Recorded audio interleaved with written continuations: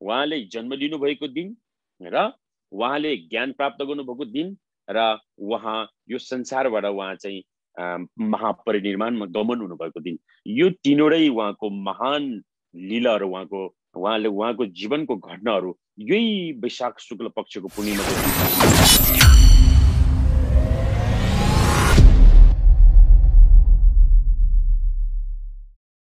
है। आज त हामी बुद्ध जयन्तीको कार्यक्रममा छौँ, धार्मिक कार्यक्रममा छ। हामी अरूको दिन भन्दा हामी छुट्टै गर्नु। त्यसै कारणले सबैजनाले माला यो बायाँ हातले समातेर आफ्नो मुटुको हृदयको अगाडि यसरी राख्ने, दायाँ हातलाई यसरी नै सामान्य रूपमा बुद्ध जस्तै गरेर राख्ने र एकचोटि मन्त्र जपेर एउटा माला उगेर थाल्ने है। र यो मन्त्र जप गर्दा त्यसको मिक्प गर्ने, भिजुलाइज गर्ने तरिकाहरू धेरै छ। तर पनि अहिलेको यो अवस्थामा चाहिँ के सोधिदिनुहोस् भन्दा, भगवान बुद्ध यो 2565 बुद्ध जयन्तीले सारा मानव जगतमा यो रोग महामारीबाट छिटोभन्दा छिटै यो मानव जगत मुक्ति होस् भनेर भगवान बुद्धसँग त्यो तपाईहरुले वन्दना गर्नुस् है बुद्धको मन्त्रबाट। अब म भन्छु र तपाईहरुले पनि भन्नु है। थप्गे तुजे शगे रिसोन्थो शिनगे मेतुब देगे पुङजम्बा सिरगे लोन्बो ताबर जेबेको शगे ग्याबो खेला छाचा लो। मैले भनेको मन्त्र भन्नुस् है। तद्याथा ओम मुनि मुनि महामुनि शाक्यमुनय स्वाहा। तद्याथा ओम मुनि मुनि महामुनि शाक्यमुनि स्वाहा।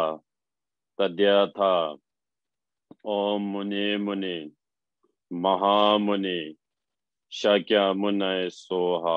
अब जप गर्नुस्, यही मन्त्र जप्नुस् है। त्यादो मुनि मुनि महामुनि शाक्यमुनि त्यादो मुनि मुनि शाक्यमुनि त्यादो मुनि महामुनि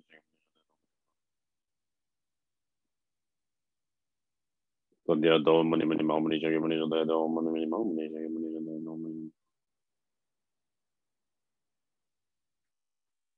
त्यादो मुनि मुनि महामुनि शाक्यमुनि त्यादो मुनि महामुनि त्यादो मुनि मुनि महामुनि शाक्यमुनि त्यादो मुनि मुनि महामुनि शाक्यमुनि त्यादो मुनि मुनि महामुनि त्यादो मुनि मुनि महामुनि शाक्यमुनि त्यादो मुनि मुनि महामुनि त्यादो मुनि मुनि महामुनि शाक्यमुनि त्यादो मुनि महामुनि शाक्यमुनि त्यादो मुनि महामुनि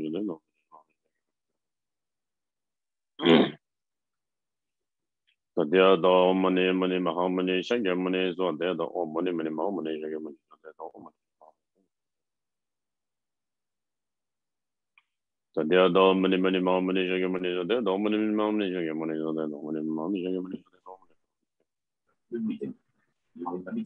त्यादो मुनि मुनि महामुनि शाक्यमुनि त्यादो मुनि मुनि महामुनि शाक्यमुनि त्यादो मुनि महामुनि शाक्यमुनि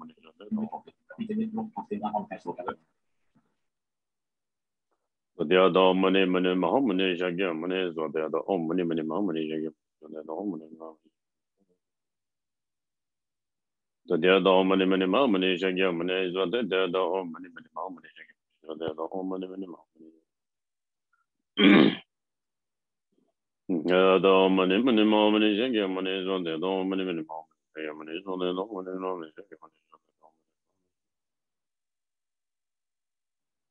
त्यादो मुनि मुनि महामुनि शाक्यमुनि त्यादो मुनि मुनि शाक्यमुनि त्यादो मुनि मुनि महामुनि शाक्यमुनि त्यादो मुनि महामुनि त्यादो मुनि मुनि महामुनि शाक्यमुनि त्यादो मुनि मुनि शाक्यमुनि त्यादो मुनि मुनि महामुनि त्यादो मुनि मुनि महामुनि शाक्यमुनि स्वाहा। अब सबैजनाले हात जोडेर फेरि बुद्धको नाममा हामी एक मुष्टमा हामी सबैजना सामूहिक रूपमा बुद्धको फेरि मन्त्रलाई वाचन गर्नेछौँ है। सबैजनाले है त सँगै नमो शाक्यमुनाय नमो शाक्यमुनाय नमो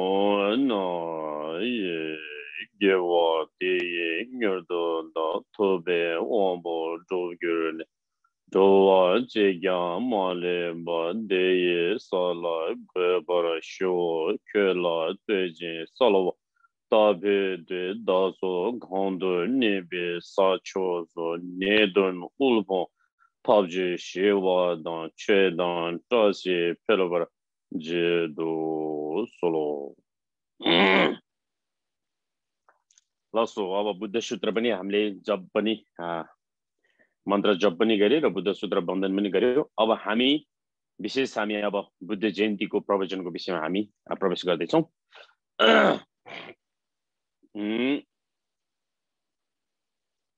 हामी आज 25औं बुद्ध जयन्ती कार्यक्रम हामी प्रवेश गरेको छौँ।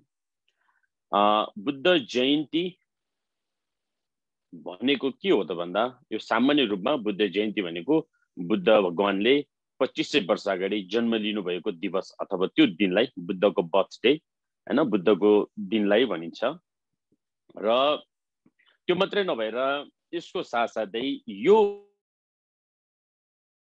वैशाख शुक्ल पक्षको पूर्णिमाको दिन चाहिँ त्यो अस्ति बुधबार गयो हैन, त्यो पूर्णिमाको दिन चाहिँ के हो त भन्दा यो जन्मको दिन मात्रै हैन, यसलाई त्रिसंयोग दिवस पनि भनिन्छ।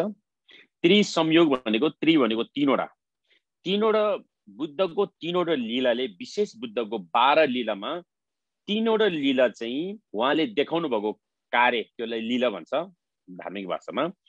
भगवान बुद्धले देखाउनु भएको जुन उहाँको जुन कार्य लीला छ त्यो 12 वटा विशेष गरेर धेरै छ तर पनि संक्षिप्तमा बुद्धको 12 लीला भनिन्छ। त्यो 12 लीलामा चाहिँ यो वैशाख शुक्ल पक्षको पूर्णिमाको दिनमा उहाँको कतिवटा लीला चाहिँ त्यो पूर्णिमाको एकै दिनमा परेको छ त भन्दा त्यो वैशाख शुक्ल पक्षको पूर्णिमाको दिनमा चाहिँ उहाँको 12 लीला मध्येमा 3वटा विशेष लीला चाहिँ यही एकै दिनमा परेको छ भनिन्छ बौद्ध इतिहासमा।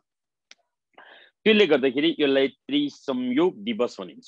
त्रि भनेको 3वटाले संयुक्त भएको दिन यो कहिले यो वैशाख शुक्ल पक्षको पूर्णिमा भनिन्छ। अब अहिले चाहिँ जेठमा पुग्यो हैन, त्यो चाहिँ अब यो गन्तीको हिसाबले गर्दा त्यस्तो हुन्छ, तर यो चाहिँ वैशाख शुक्ल पक्ष र अन्तर्राष्ट्रिय एउटा UN देखि लिएर अन्तर्राष्ट्रिय एउटा बौद्ध संगठन त्यो समितिहरूले बुद्धको जयन्तीलाई बुद्धलाई प्रमोट गर्ने जुन संघ संस्थाहरू छ त्यो भनौँ न विश्व बौद्ध संगठनले चाहिँ के गरे त भन्दा यो दिनलाई वैशाख दिन भनेर चाहिँ वैशाख डे भनेर चाहिँ यो चाहिँ UN देखि लिएर सबै ठाउँमा चाहिँ बुद्ध जयन्ती वैशाख डे भनेर मान्ने अब यो सबै यो संसारभरि नै यो शब्दबाट मान्ने चिन्ने गरिन्छ। त्यसले गर्दाखेरि यो वैशाख शुक्ल पक्षको पूर्णिमाको दिन चाहिँ के हो त भन्दा यो बुद्ध जन्मेको मात्रै नभएर भगवान बुद्धले यही वैशाख पूर्णिमाको दिनमा नै यो भन्दा 2500 वर्ष अगाडि लुम्बिनीको बगैँचामा उहाँ जन्मिनु भएको, यो संसारमा उहाँ जन्मिनु भएको यही पूर्णिमाको दिनमा र उहाँले यही वैशाख शुक्ल पक्षको पूर्णिमाको दिनमा नै उहाँले भारतको बुद्ध गयामा उहाँले सम्यक सम्बुद्धता प्राप्त गर्नुभएको दिन, बुद्धता प्राप्त गरेको दिन। र तेस्रो उहाँले यही वैशाख पूर्णिमाको दिनमा आफ्नो यो अनित्य मानव देहलाई त्याग गर्नु भएर उहाँले महापरिनिर्वाणमा गमन हुनुभएको दिन, उहाँ अब अर्को सामान्य भाषा भने उहाँ बित्नु भएको दिन चाहिँ यही पूर्णिमाको दिन। उहाँ त्यही कारणले यो वैशाख पूर्णिमाको दिन चाहिँ एउटै पूर्णिमाको दिन। अब यो हाम्रो सागा दावा मतलब हाम्रो चाहिँ बोधचन्द्र पात्रले चाहिँ सागा दावा भनिन्छ यो वैशाख महिनालाई। यो सागा दावा चाहिँ चौथो महिना हो र यो महिना एकदम विशेष धार्मिक महिना हो यो बुद्धको। किन भन्दा अझ हाम्रो चन्द्रपात्रमा चाहिँ भगवान बुद्धले चाहिँ के अरे उहाँले चाहिँ प्रभाजित हुनुभएको दिन पनि यही वैशाख महिनाभित्र पनि परिन्छ भनेर चाहिँ त्यो व्याख्या गरेको छ। तर विशेष त उहाँको भगवान बुद्धले 3वटा जुन लीलाहरू छ 12 लीलामा उहाँको 3वटा लीला चाहिँ यही वैशाख पूर्णिमाको दिनमा नै पर्ने भएको कारणले यसलाई तिरी संयोग दिवस भनिन्छ अथवा बुद्ध जयन्ती त्यही एउटै है। अनि त्यसले गर्दाखेरि चाहिँ उहाँले जन्म लिनु भएको दिन र उहाँले ज्ञान प्राप्त गर्नुभएको दिन र उहाँ यो संसारबाट उहाँ चाहिँ महापरिनिर्वाणमा गमन हुनुभएको दिन, यो 3वटै उहाँको महान लीलाहरू उहाँले उहाँको जीवनको घटनाहरू यही वैशाख शुक्ल पक्षको पूर्णिमाको दिनमा यो घटना घटेको कारणले गर्दा यो महान दिन हो, यो महान पुण्यवान दिन हो भनेर हामी बौद्ध मार्गीहरूले मान्छौँ। र अहिले त बौद्ध मार्गी मात्रै नभएर सारा संसारमा वैशाख डे भनेर मान्ने सारा सबैले नै यो वैशाख शुक्ल पक्षको पूर्णिमालाई नै मान्ने गरिन्छ। र अनि भगवान बुद्धको अघि हामीले पढ्यौं त्यो 12 लीलाको, त्यसको व्याख्या गरेर अब त्यति टाइम छैन त्यो 12 लीलामा। अनि 12वटा भगवान बुद्धले जुन 12 लीला भनेको छ त्यो 12 लीलामा चाहिँ भगवान बुद्धले म लामाबाट यहाँ भन्छु र 12वटा लीला के हो भन्दा गादेन्ने फोवा भनेको छ। गादेन्ने भनेको चाहिँ यो तुषित भवनबाट जुन उहाँ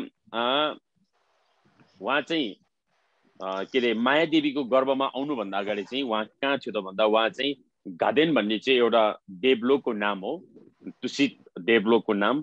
त्यो देवलोकको तुषित भवनबाट चाहिँ उहाँ तल उत्रिनु भएको दिन मानव लोकमा, त्यसलाई गादेन्ने फोवा भनेको छ पहिलो नम्बरमा है।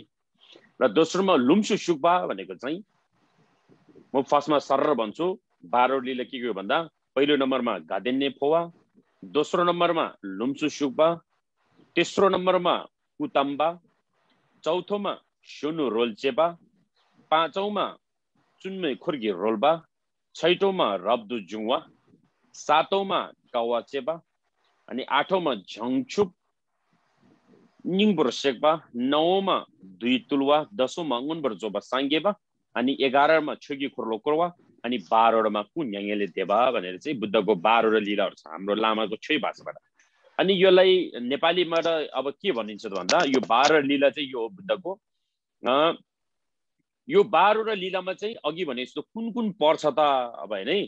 अनि कुन पर्यो त अब यो वैशाख शुक्ल पक्षमा भन्दाखेरि तेस्रो नम्बरमा कुतम्बा भनेको चाहिँ उहाँले जन्म लिनु भएको 2500 वर्ष अगाडि यो एउटा पर्छ। अर्को चाहिँ एउटा कुतम्बा भनेको चाहिँ 3 नम्बरमा पर्छ। कुतम्बा भनेको चाहिँ उहाँले जन्म लिनु भएको लुम्बिनीमा तेस्रो नम्बर। अनि 10औं नम्बरमा अंगुनबर जोबा सांग्यो भने चाहिँ 10औं नम्बर उहाँले सम्यक सम्बुद्धता प्राप्त गर्नुभएको। अनि 12औं नम्बरमा अनि उहाँले परिनिर्वाण कुन्याङेले भनेर चाहिँ अनि यो 12 लीलामा 12 नम्बरमा 3 नम्बर 10 नम्बर 12 नम्बर यो चाहिँ एकै दिनमा परिन्छ। त्यसले गर्दाखेरि अनि गादेन्ने फुवा भनेको चाहिँ उहाँ तुषित भवन देवलोकबाट उहाँ तल आउनु भएको दिन पहिलो नम्बरमा। अनि 12 लीलाको मैले संक्षिप्तमा भन्दैछु। अनि दोस्रोमा लुम्सु सुक्पा भनेको त्यहाँबाट माथि तुषित भवनबाट उहाँ चाहिँ लुम्बिनीमा मानव लोकमा आउनु भएको बेलामा चाहिँ अनि कहाँ आउनु भएको थियो त उहाँ भन्दाखेरि चाहिँ तुषित भवनबाट आउनु भएको बेलामा उहाँ चाहिँ के हो त भन्दा लुम्सु सुक्पा भनेको चाहिँ माया देवीको गर्भमा प्रवेश गर्नुभएको थियो दोस्रो नम्बरमा। पहिलो नम्बरमा माथि देवलोकबाट उहाँ तल आउनुभयो, दोस्रोमा माया देवीको के अरे उहाँ गर्भमा प्रवेश गर्नुभएको। त्यो बेलामा कस्तो उहाँ सपनाको रूपमा आउनुभएको थियो भन्दा दारा सेतो दारा भएको हात्तीको रूपमा चाहिँ उहाँ सेतो हात्ती आएर चाहिँ आफ्नो गर्भमा प्रवेश गरेको त्यो सपनाहरू होइन, तपाईँहरूलाई त्यो थाहा छँदैछ। त्यसरी उहाँ चाहिँ दोस्रो नम्बरमा माया देवीको गर्भमा प्रवेश गर्नुभयो। तेस्रोमा गर्भमा प्रवेश गरेपछि उहाँले तेस्रोमा जन्म दिनुभयो कुताम्बा। चौथोमा सोनु रोल्चे भनेको उहाँले चौथो नम्बरमा चाहिँ त्यहाँ चाहिँ राजकुमार भएर चाहिँ उहाँ चाहिँ त्यो दरबारमा बस्नुभयो होइन। त्यहाँ चाहिँ आफ्नो साथी सङ्गीहरूसँग बस्नुभयो। चुन्मी खोर्की रोल्पा भनेको चाहिँ उहाँ चाहिँ त्यहाँ राजदरबारमा सिद्धार्थ गौतमले त्यो बेलामा बुद्ध भएको थिएन। सिद्धार्थ गौतम, राजकुमार सिद्धार्थ गौतमले रानी के अरे यशोधरालाई पनि उहाँले बिहे गर्नुभएको थियो। अनि 6औँमा रब्दोजुङ भनेको त्यसपछि उहाँले त्यो गृह त्याग गरेर त्यो राजगद्दी सबै राजठाट सबै सुक्खा सायल त्यागेर उहाँले प्रवाजित हुनुभएको थियो। उहाँ भिक्षु प्रवाजित भएर हिँड्नुभएको थियो। अनि 7औँमा प्रवाजित भइसकेपछि उहाँले 7औँ नम्बरमा उहाँले 6 वर्षसम्म घोर तपस्या गर्नुभएको थियो। अनि 8औँमा घोर तपस्या गर्नु भइसकेपछि अनि उहाँले सम्यक सम्बुद्ध के अरे 8औँमा उहाँ त्यो 6 वर्ष तपस्या गरेको ठाउँभन्दा अलिकति उता त्यहाँ चाहिँ एउटा बोधि वृक्ष छ, ठुलो पिपलको बोट। त्यो पिपलको बोटमा चाहिँ उहाँ चाहिँ ज्ञान प्राप्त गर्नुको लागि त्यहाँ प्रवेश जानुभएको। अनि 9औँमा उहाँले त्यो ज्ञान प्राप्त गर्न खोज्दाखेरि उहाँलाई विभिन्न मारहरू, विभिन्न विघ्न बाधाहरू आएको थियो। त्यो विघ्न बाधाहरूलाई 2 तुलवा भनेको त्यो मारहरूलाई पनि उहाँले कायममा ल्याउनु भएको थियो। र 10औँ नम्बरमा अनि उहाँले यही वैशाख पूर्णिमाको दिनमा नोनबर जोपा साङ्गे भनेको चाहिँ सम्यक सम्बुद्धता प्राप्त गर्नुभएको थियो। अनि 11औँ नम्बरमा अनि उहाँले के अरे छुकी खोर्लो कोरो भनेको चाहिँ उहाँले बनारसको मृगदेय वनमा उहाँले धर्म प्रवचन दिनुभएको थियो।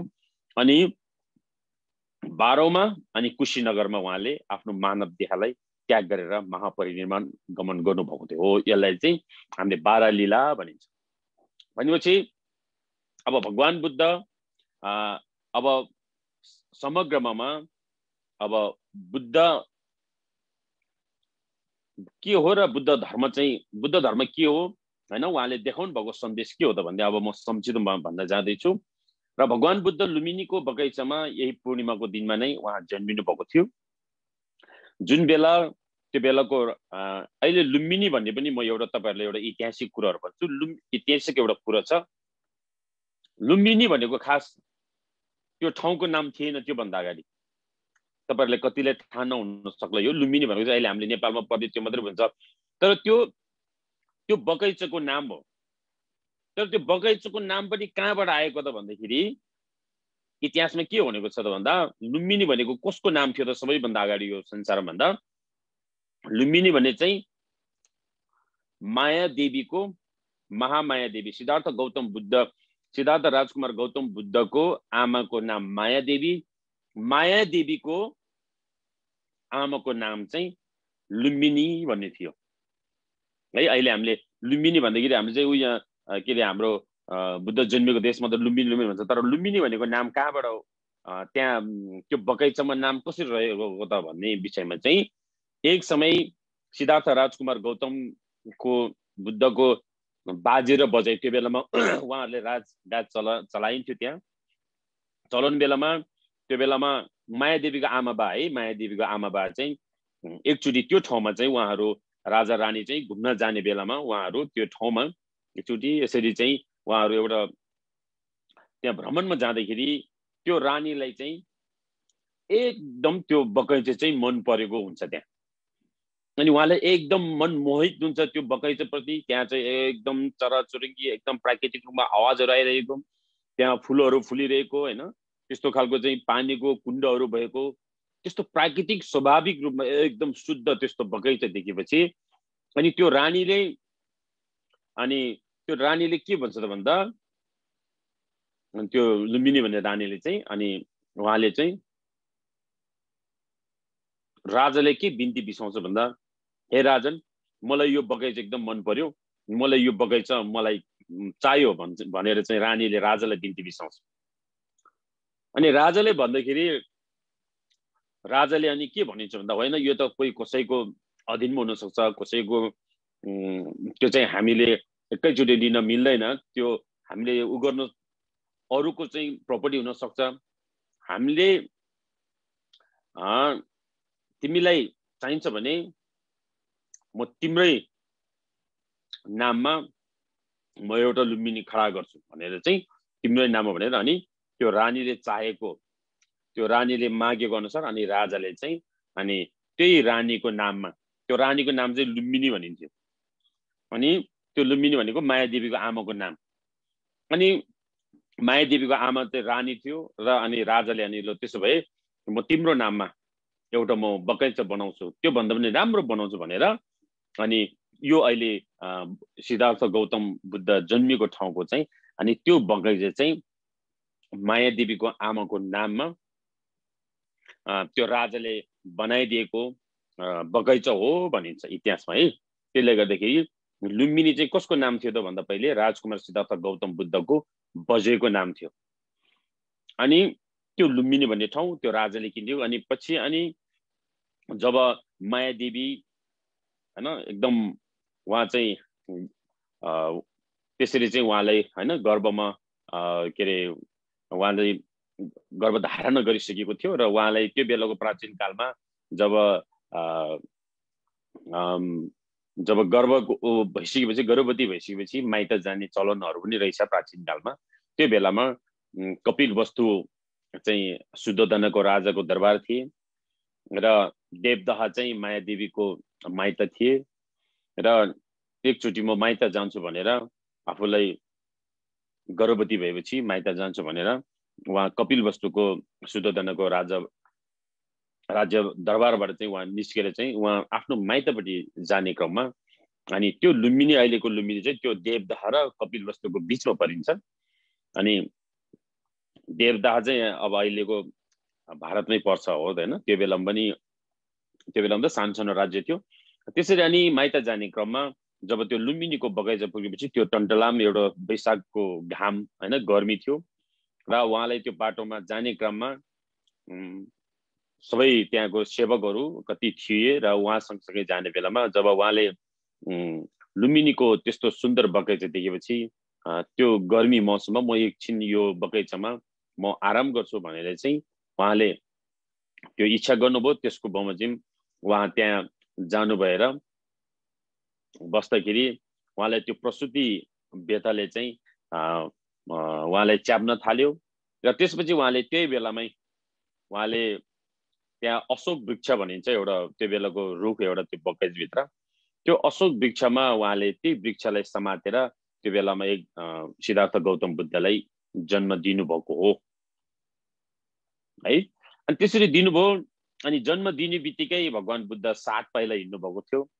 7 पाइला हिँड्ने बेलामा बुद्धले जसरी अहिले हामीले बुद्धको यस्तो दायाँ हात यसरी औँला ठटाइरहेको हैन त्यो हामीले देखिन्छ नि, त्यो बेलामा बच्चामा बुद्धले त्यो बेलामा भन्नुभएको शब्दहरू थियो झेकानी चो खेतम जे सजेन दिल गुम्ब धुम्रुने ngani जिग्देन देन छोजेसु भेजे खेपा खेला छाचलो भनेर त्यो अघि मैले पढेको त्यो बीचमा चाहिँ यो औँला ठटाउने कहाँ पर्छ भन्दा त्यो शब्दभित्र परिन्छ हैन।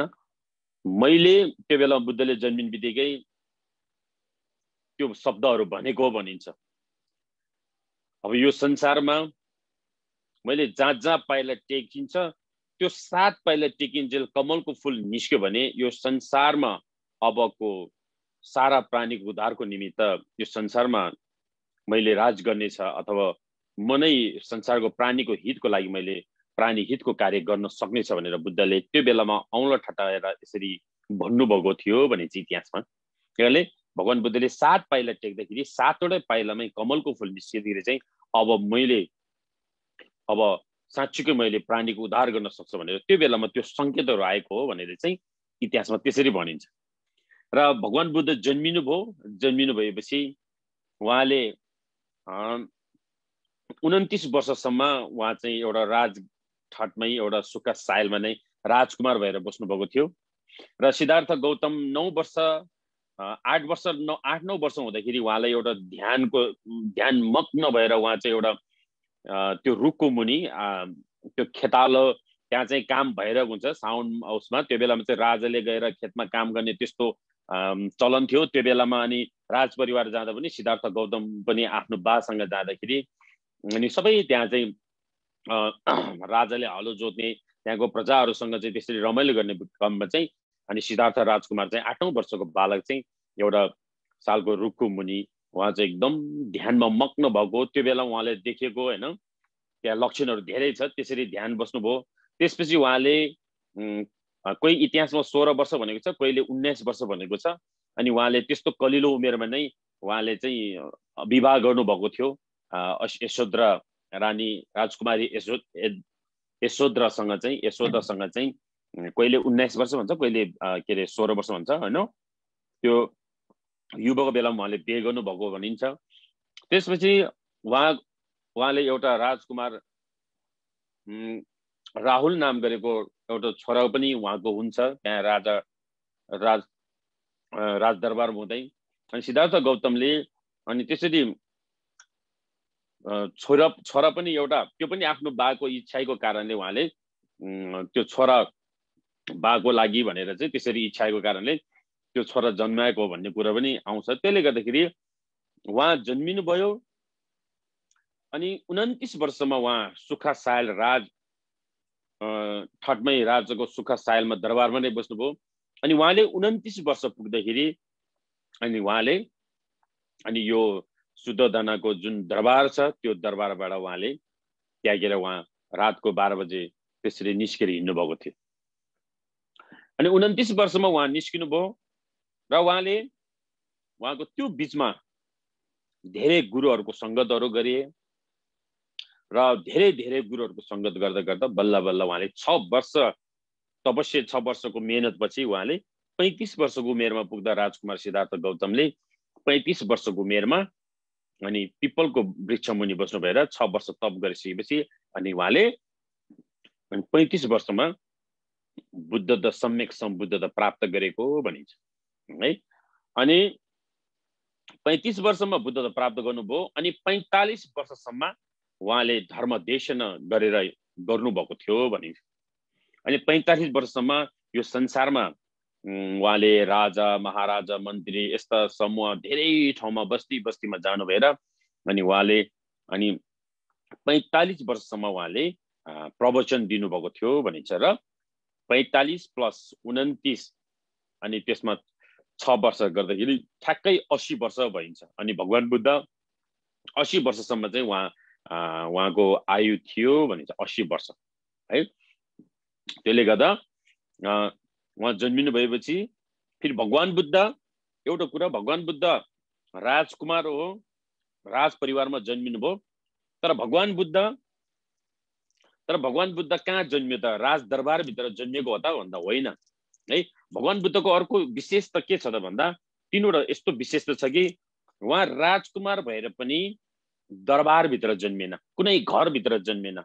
भगवान बुद्ध कहाँ जन्मिनु भयो भन्दा भगवान बुद्ध रुखको मुनि जन्मिनु भएको थियो, वृक्ष मुनि है। सुन्नुस् है, भगवान बुद्ध राजकुमार हो तर उहाँ दरबारमा जन्मिएन, घरमा जन्मिएन। कहाँ जन्मिनु भयो? जंगलको रुखको मुनि जन्मिनु भयो। फेरि अर्को कुरा भगवान बुद्धले ज्ञान प्राप्त गर्नुभयो। ज्ञान प्राप्त गरिसकेपछि भगवान बुद्धले कहीँ गुम्बामा ठुलो विशाल के अरे दरबारमा कुनै प्यालेसमा गएर कुनै दरबारमा गएर उहाँले धर्म देशना गर्नुभएको हो भन्दाखेरि के अरे ज्ञान प्राप्त गर्नुभएको हो भन्दाखेरि होइन। उहाँले ज्ञान कहाँ प्राप्त गर्नुभएको? हामी जस्तो घरमा बसेर हामी जस्तो गुम्बामा बसेर ज्ञान प्राप्त गर्नुभएको त होइन। कहाँ थियो? त्यो जंगलमै ज्ञान प्राप्त गर्नुभयो, त्यो पनि रुखकै मुनि बसेर उहाँले ज्ञान प्राप्त गर्नुभएको थियो। भगवान बुद्धले फेरि ज्ञान प्राप्त गर्नु भइसकेपछि उहाँले फेरि 49 दिनसम्म उहाँले मौनमा बस्नु भएको थियो। उहाँ 49 दिनसम्म उहाँले कसैले प्रवचन गर्नुभएको थिएन। भगवान बुद्धले जब ज्ञान प्राप्त गरिसक्नु भइसकेपछि 49 दिनसम्म 49 डेजसम्म चाहिँ उहाँ मौनमा बस्नु भएको थियो। उहाँले कसैले के प्रवचन गर्नुभएको थिएन। जब 7 हप्तापछि अनि उहाँले आफ्नै पहिलेको सहयात्रीहरू थियो 5 वटा जुन भिक्षुहरू, त्यो 5 वटा योगी तपस्याहरूको पहिलो नम्बर उहाँले प्रवचन दिनुभएको थियो। त्यो प्रवचन कहाँ दिनुभएको थियो त भन्दा त्यो अहिलेको बनारस वाराणसी भनिन्छ, बनारसको मृगदेय वन भन्ने छ, त्यहाँ टङसुलुङबे नाक्छल भनिन्छ हो। त्यो मृगदेय वनमा उहाँ बुद्धगयाबाट हिँडेर आउनु भएर अनि त्यो के अरे बनारसमा उहाँले पहिलोचोटि धर्म दिनुभएको थियो। त्यो प्रवचन पहिलोचोटिको प्रवचन कहाँ दिनुभयो त बुद्धले भन्दा त्यो पनि रुखकै मुनि दिनुभएको थियो। कहीँ दरबारमा, कहीँ गुम्बामा, कुनै त्यस्तो खालको चाहिँ माहौलमा दरबारमा दिनुभएको थिएन। उहाँले त्यो प्रवचन पनि कहाँ बसेर दिनुभयो भन्दा त्यो पनि रुखकै मुनि बसेर प्रवचन दिनुभयो। अनि फेरि भगवान बुद्ध अन्तिम उहाँको परिनिर्वाण हुनुभएको थियो। भगवान बुद्धको परिनिर्वाण पनि कहाँ भयो त? कहीँ दरबारमा, कहीँ घरमा, कहीँ गुम्बामा, मठ मन्दिरमा भएको त भन्दा होइन।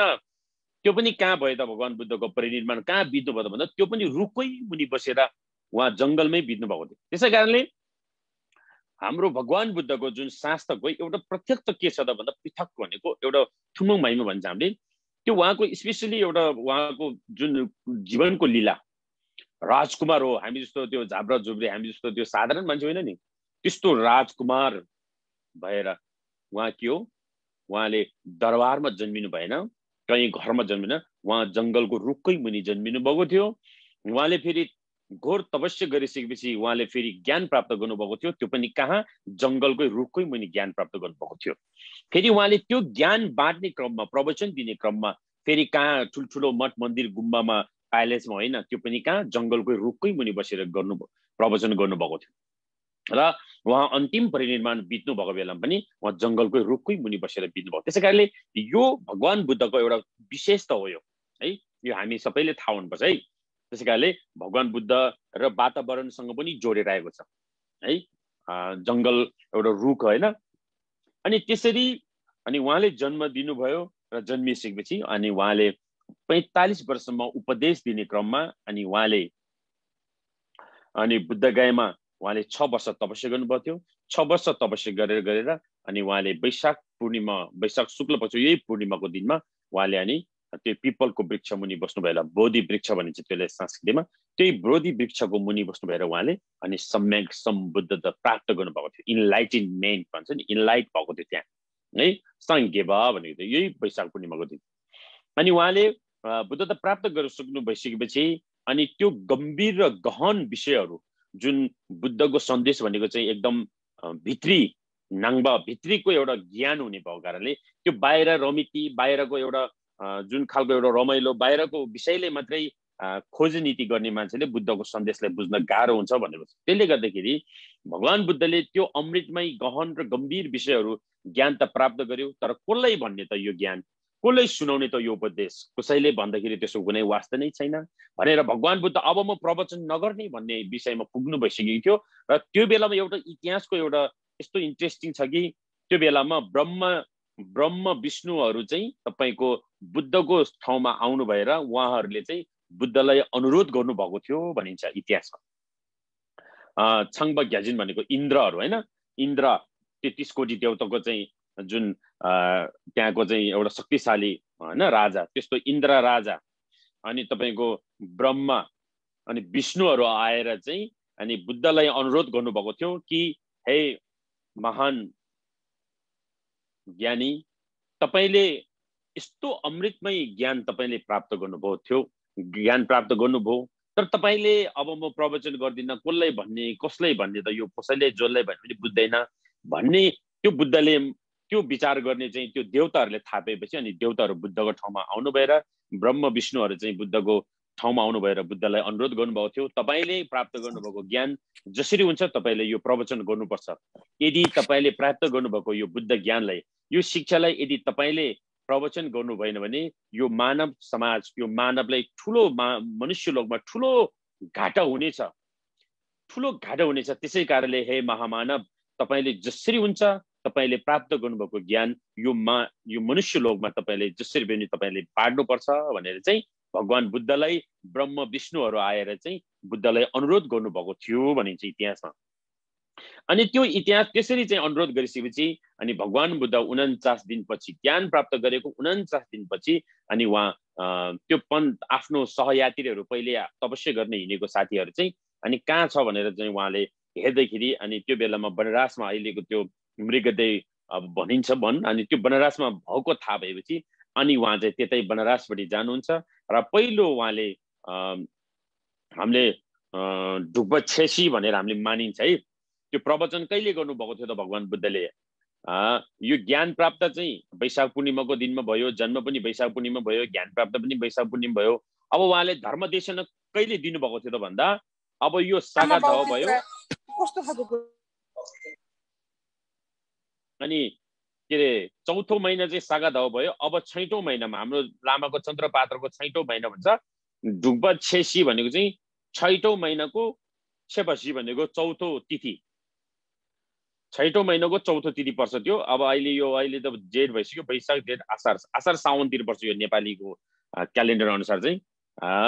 त्यसले गर्दाखेरि त्यो ढुक्बछेसी भनेको चाहिँ यो छैटौं महिनाको चन्द्रपात्र अनुसारको छैटौं महिनाको चौथो तिथिमा चाहिँ उहाँले पहिलोचोटि बनारसमा धर्मदेशन दिनुभएको हो भनिन्छ है। अनि बनारसमा उहाँले पहिलोचोटि धर्मदेशन दिनुभएको ठाउँ कहाँ हो भन्दा त्यो चाहिँ बनारस, मृगदेवन, अहिलेको वाराणसी। अनि उहाँले कसलाई दिनुभएको थियो त त्यो बेलाको प्रथम चेलाहरू को थियो त भन्दा पञ्चवर्गीय भिक्षुहरू।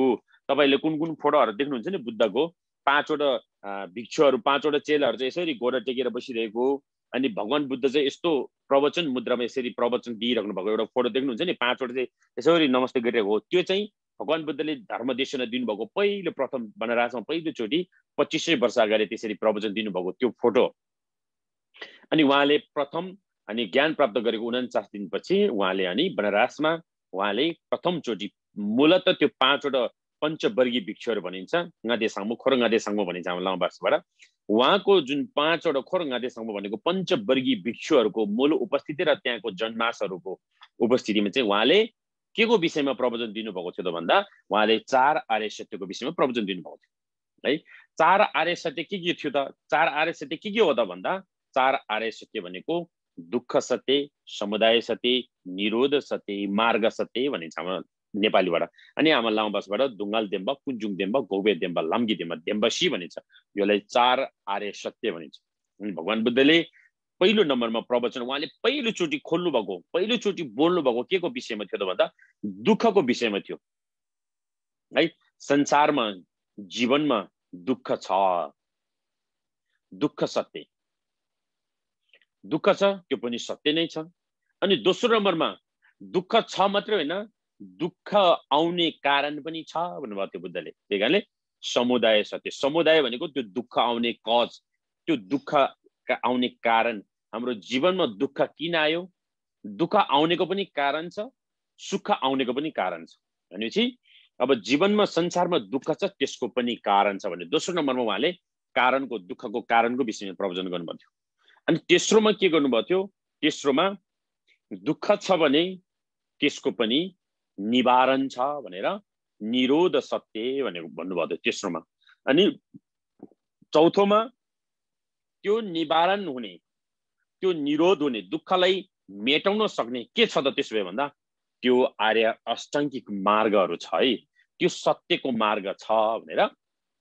मार्ग सत्य, जीवनमा दुःख छ, दुःखको पनि कारण छ, कारणको पनि निवारण छ, निवारण हुने मार्ग छ भनेर उहाँले पहिलो नम्बरमा दुःख सत्य, दोस्रो नम्बरमा समुदाय सत्य, तेस्रो नम्बरमा निरोध सत्य, चौथोमा मार्ग सत्य भनेर यो 4वटा आर्य सत्यको अनि उहाँले प्रथमचोटि प्रवचन दिनुभएको थियो बनारसमा।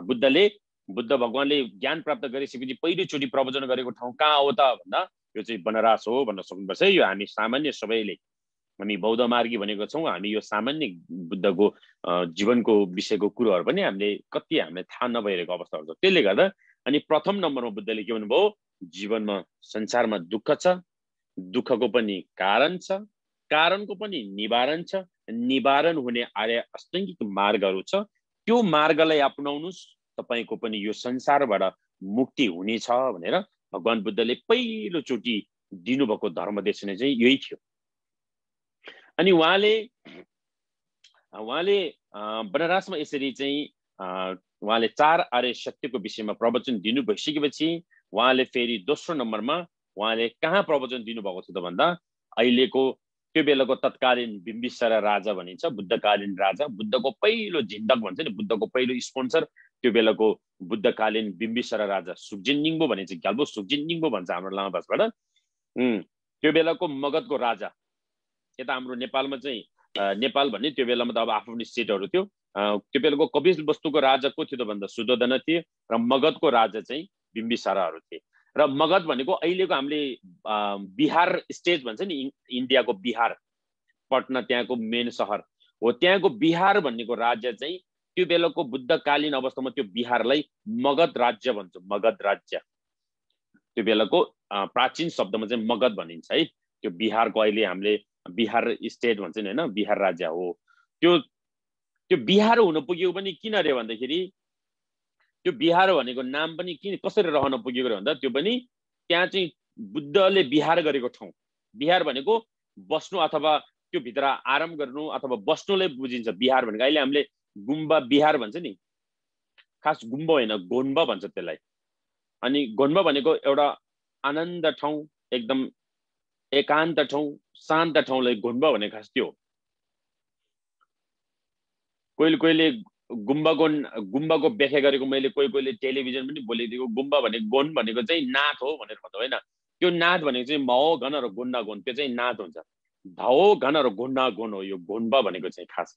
गोन भनेको चाहिँ गोन्बा भने चाहिँ ने एनबा भन्छ। अब एकदम आनन्दित एकदम शान्त ठाउँ भनेको खास गोन्बा भनेको त्यस्तो ठाउँ हो। गुम्बा भनेको त्यस्तो ठाउँ हुनुपर्छ। अब अहिले हाम्रो गुम्बाहरू त अब सहरको बिचमा ठुल्ठुलो गुम्बा होइन, त्यसले गर्दाखेरि खास अब हाम्रो विनय सूत्र अनुसार गुम्बा कस्तो ठाउँमा हुनुपर्छ, गुम्बा चाहिँ बस्ती भन्दा गाउँ बस्ती भन्दा कति माइल टाढा हुनुपर्छ, कति किलोमिटर हुनुपर्छ भनेर हाम्रो त्यो बौद्ध शास्त्रको नेमभित्र लेखेको छ। हाम्रो गुम्बा भन्ने बिहार भन्नेहरू त्यो चाहिँ बुद्ध मन्दिरहरू कतिको टाढा हुनुपर्छ त, या हाम्रो बस्तीबाट मानव बस्तीबाट कति टाढा हुन्छ, त्यो चाहिँ त्यो बौद्धको शास्त्रको नेमभित्र लेखेको छ। र अहिलेको त त्यो अवस्थामा छैन होइन। अब सहरको बिचमै अहिले गुम्बाहरू भएको कारणले त्यो नेम त्यसमा चाहिँ पूर्ण भएको हुँदैन। त्यसले गर्दाखेरि त्यो बिहार राज्यको ठाउँको नाम त्यो तपाईँको अहिलेको अब राज्य त्यो बेलामा चाहिँ बुद्धले बिहार गरेको कारणले त्यहाँ चाहिँ ठुल्ठुलो ऋषि मुनिहरू त्यस्तो चाहिँ बौद्ध पण्डितहरूले बिहार गर्ने ठाउँ भएको कारणले त्यो ठाउँको नाम बिहार भयो। तर आज चाहिँ के भयो त, त्यो चाहिँ एउटा प्रान्तकै नाम भएर गयो। त्यसले गर्दा बिहार भनेको खास बस्ने, त्यहाँ ग्रहण, त्यहाँ चाहिँ बस्नु भएको अर्थलाई बुझ्यो। त्यसले गर्दा भगवान बुद्धले त्यहाँ त्यो ठाउँमा आएर बिहार गर्नुभएको कारणले, भगवान बुद्ध त्यो ठाउँमा आएर विराजमान गर्नुभएको ठाउँ कारणले त्यो ठाउँको नाम बिहार पनि भनिन्छ र मगध पनि भनिन्छ। त्यो बेलाको तत्कालीन राजा बिम्बिसार राजा थियो र त्यो राजाले चाहिँ पहिले सिद्धार्थ गौतम बुद्ध नहुनुभन्दा अगाडि जब उहाँले दरबार त्यागेर आउँदाखेरि त्यो बिम्बिसार राजासँग चाहिँ उहाँको एउटा झम्का भेट हुन्छ। झम्का भेट हुँदाखेरि त्यो राजाले के बिन्ती गर्छ त भन्दा राजकुमार सिद्धार्थ गौतमलाई, हे राजकुमार, तपाईँ यस्तो राजा, यस्तो सुखा सायल, यस्तो राजकुमार जस्तो यस्तो ठाउँ छोडेर, यस्तो सुखा सायल छोडेर तपाईँ किन यसरी चाहिँ एउटा प्रभाजित भएर यसरी भिक्षाटन गरेर किन खानुहुन्छ? तपाईँले नपुग्ने के छ? तपाईँको यस्तो शुद्धधन, यस्तो राजा, यस्तो दरबार त्यागेर तपाईँ किन यसरी, तपाईँको खाना हो भने 84 व्यञ्जनले युक्त भएको खाना पाउँछ त्यो दरबारभित्र, तपाईँको सारा चिज थियो, तपाईँ किन छोडेर हिँड्नुहुन्छ हे राजकुमार भनेर बिम्बिसार राजाले त्यसरी मगधमा उहाँ चाहिँ भिक्षाटन गर्ने बेलामा चाहिँ त्यसरी भन्दाखेरि अनि राजकुमार सिद्धार्थ गौतमले उहाँलाई के अरे तत्कालीन राजा त्यो बेलाको बिम्बिसारलाई उहाँले जवाब दिनुहुन्छ, हे राजा, तपाईँले देखेको बाहिरबाट हेर्दाखेरि त्यो दरबारमा देखेको सुक्खा सायल, त्यो भित्रको मौज मस्ती, त्यो भित्रको 84 व्यञ्जन खाना, त्यो भित्रको सुक्खा सायल भनेको त्यो चाहिँ महत्त्वकांक्षीको सुख हो। त्यो भित्र बाहिरबाट जति राम्रो देख्यो भने त्यो भित्रको महत्त्वकांक्षी, त्यो भित्रको आहाम, त्यो भित्रको चाहिँ पुरा त्यो भित्र जलिरहेको त्यस्तो खालको भित्र चाहिँ असन्तुष्टि नै असन्तुष्टि, भित्र अशान्ति नै अशान्ति, यस्तो अवस्था त्यो भित्रको त्यस्तो चाहिँ अहमताको र आकांक्षाको एउटा अग्निले जलिरहेको ठाउँ भएको कारणले त्यो तपाईँले बाहिरबाट त्यसरी सुक्खा सायल बाहिरबाट जति राम्रो देख्यो भने तर भित्र चाहिँ त्यो महत्त्वकांक्षीको अग्निले जलिरहेको ठाउँ हो। त्यसै कारणले मैले यो ठाउँ मैले छोडिरहेको, मलाई मन परेन, मलाई शान्ति भएन, त्यसै कारणले मैले त्यो ठाउँलाई मैले त्यागिरहेको हे राजन भनेर चाहिँ अब त्यसो भए तपाईँ किन यसरी हिँड्नुहुन्छ, तपाईँको लक्ष्य के हो त भनेर त्यो राजाले राजकुमार सिद्धार्थलाई सोधिन्छ। अनि सोद्धाखेरि राजकुमार सिद्धार्थले के जवाब दिन्छ भन्दा मैले यो जीवनमा सारा मान्छे नचाहे पनि वृद्ध हुनुपर्ने रहेछ, मान्छे नचाहेर पनि मान्छे बिमार हुँदो रहेछ, मान्छे नचाहेर नै मर्नुपर्ने रहेछ, कति कुराहरू हामी नचाहेर नै एक्सेप्ट गरिरहनु पर्ने छ। अब यो सारा यो के गर्न चाहिँ कि ढुङ्गल भनिन्छ, जन्मिनु दुःख, वृद्ध हुनु दुःख, रोग लाग्नु दुःख, मर्नुपर्ने दुःख, यो सारा दुःख कुराहरूबाट म मुक्तिको मार्ग प्राप्तिको लागि मैले यो राजदरबार त्यागेर हिँडेको राजन भनेर चाहिँ अनि त्यो बेलाको बिम्बिसारा राजालाई राजकुमारले जवाब दिन्छ। दिइसकेपछि त्यसो भए हे राजकुमार, तपाईँको लक्ष्य एकदम राम्रो रहेछ, जुन बेला तपाईँले खोजेको ज्ञान प्राप्त गर्नुहुन्छ त्यो ज्ञान प्राप्त गरिसकेपछि तपाईँ एकचोटि मेरो राज्यमा आउनुहोस्, पाल्नुहोस् है भनेर चाहिँ त्यो बेलाको राजकुमार सिद्धार्थ गौतम र बिम्बिसार राजाले त्यो बेला उहाँहरूको बाचा भयो भने अनि सिद्धार्थ राजकुमार दोस्रो चोटि प्रवचन गर्दा उहाँ राजगृहको गीतकुट पर्वतमै उहाँले प्रवचन गर्नुहुन्छ अहिलेको। अनि दोस्रो नम्बरमा उहाँले कहाँ प्रवचन गर्नुभयो त भन्दा मगधकै गीतकुट पर्वत भनिन्छ, हाम्रो लामाबाट चाहिँ झगैफुङ्गो री भनिन्छ। अनि दोस्रो पटक उहाँले त्यो बेलाको तत्कालीन राजाको राजगृह चाहिँ अलिकति तल छ, राजगृह भनेको राजाको दरबार, बिम्बिसार राजाको दरबार चाहिँ अलिकति तल छ। अनि अलिकति उता गयो भने नालन्दा विश्वविद्यालय आउँछ, त्यतापट्टि गयो भने चाहिँ बुद्धगया आउँछ, त्यो बिचमा परिन्छ। त्यसको राजगृहको माथि 1-1.5 घण्टा हिँडिसकेपछि 1-2 घण्टा हिँडिसकेपछि त्यो माथि एउटा ठुलो पर्वत डाँडा छ। अनि त्यो चाहिँ त्यहाँ चाहिँ गिद्धहरू बसिन्थ्यो, गिद्ध भनेको चाहिँ आकाशमा उड्ने गिद्धहरू हुन्छ नि, त्यो गिद्धहरूले त्यहाँ चाहिँ बसिन्थ्यो। अनि त्यो गिद्धहरूले बस्ने भएको कारणले त्यो पर्वतको नामै गीतकुट पर्वत भनिन्छ, संस्कृतमा चाहिँ गीतकुट पर्वत, गिद्धहरू बस्ने ठाउँ। त्यो ठाउँमा चाहिँ अनि भगवान बुद्ध चाहिँ दोस्रो पटक उहाँले चाहिँ त्यहाँ चाहिँ अलिकति ज्ञान हासिल गर्नुभएको भिक्षुहरूलाई, आफ्नो चेलाहरूले उहाँले दोस्रो पटक प्रवचन दिनुभएको थियो। त्यो प्रवचन के को बारेमा थियो त भन्दा त्यो चाहिँ शून्यताको बारेमा थियो है। दोस्रो पटक उहाँले तोङबनी भनिन्छ हाम्रो लामा भाषाबाट, अनि हाम्रो नेपालीबाट त्यसलाई शून्यता भनिन्छ, अनि अङ्ग्रेजीमा यसलाई एम्प्टीनेस भनिन्छ। हो, यो एम्प्टीनेस, शून्यता, तोङबनी यो दोस्रो चोटि बुद्धले प्रवचन दिनुभएको थियो है। अहिले हामीले भूम भनेर पढिन्छ, 16 ठेली होइन, प्रज्ञा पारमित सूत्र भन्नेहरू पढिन्छ, त्यो सबै दोस्रो चोटिको प्रवचनबाट उत्पन्न भएको। त्यही कारणले भगवान बुद्धले दोस्रो चोटिमा अनि गीतकुट पर्वतमा उहाँले शून्यताको विषयमा प्रवचन गर्नुभएको थियो। अनि त्यसै गरी उहाँले फेरि तेस्रो नम्बरमा तेस्रो चोटि उहाँले अनि वैशालीमा अमरवती भन्ने ठाउँमा, त्यो वैशालीको जुनमा चाहिँ वैशाली नगरमा उहाँले युल याङबाचेन भनिन्छ हाम्रो लामा भाषाबाट, त्यो दोस्रो चोटि उहाँले प्रवचन दिनुभएको थियो। त्यो प्रवचन के को विषयमा थियो भन्दा त्यो चाहिँ तथागत गर्वको विषयमा थियो। तथागत गर्व भनेको चाहिँ हामी भित्र, तथागत भनेको संस्कृत भाषाबाट भनेको ग्युथेसेक्निङ भन्छ हाम्रो लामा भाषाबाट। तथागत गर्व भनेको बुद्ध शाक्य मुनि, संस्कृत भाषाबाट बुद्धलाई तथागत पनि भनिन्छ। तथागत शाक्य मुनि, तथागत गर्वको विषयमा उहाँले तेस्रो चोटि प्रवचन दिँदाखेरि चाहिँ अनि के को बारेमा दिनुभएको थियो भन्दा यो तथागत गर्व भनेको प्रत्येक प्राणी, तपाईँ हामी आज यहाँ जति पनि जुममा हामी यहाँ जोइन भएको छ, यो सारा सबैसँग हामीसँग सबैसँग चाहिँ तथागत गर्व छ। गर्व भनेको यहाँ धारण गरिरहेकोलाई गर्व भनिन्छ, हामीसँग भएको। जस्तै आमाले बच्चाको गर्भ धारण गर्छ भन्छ नि, हो त्यस्तै नै तपाईँ हामी सारा प्राणीले चाहिँ के को गर्भ धारण गरेको छ भन्दा हामी सबैले बुद्धको गर्भ धारण गरिरहेको छ भन्छ है। बुद्धको गर्भ धारण भनेको त बोधिचित्त। अब बुद्धको गर्भ कसरी धारण गर्दा भन्दा हामीसँग मैत्री, करुणा, मुदिता, उपेक्षा भन्ने भावनाहरू छ। जस्तै नराम्रै मान्छे भए पनि, जस्तै अपराधी मान्छे भए पनि, जस्तै रिसालु मान्छे भए पनि, जस्तै पापी मान्छे भए पनि तर त्यो मान्छेसँग के हुन्छ त उसँग दया हुन्छ, माया हुन्छ, करुणा हुन्छ, सद्भाव हुन्छ। कसरी हुन्छ भन्दा त्यस्तो नराम्रो मान्छे पनि आफ्नो मन परेको मान्छेप्रति ऊ सधैँ दयालु हुन्छ। आफ्नो श्रीमतीप्रति ऊ सधैँ हैन आफूले मन परेको मान्छेप्रति, आफ्नो परिवारप्रति, कस्तो नराम्रो मान्छे पनि आफ्नो श्रीमती, आफ्नो परिवार, आफ्नो बालबच्चाप्रति ऊ मायालु हुन्छ, ऊ दयालु हुन्छ।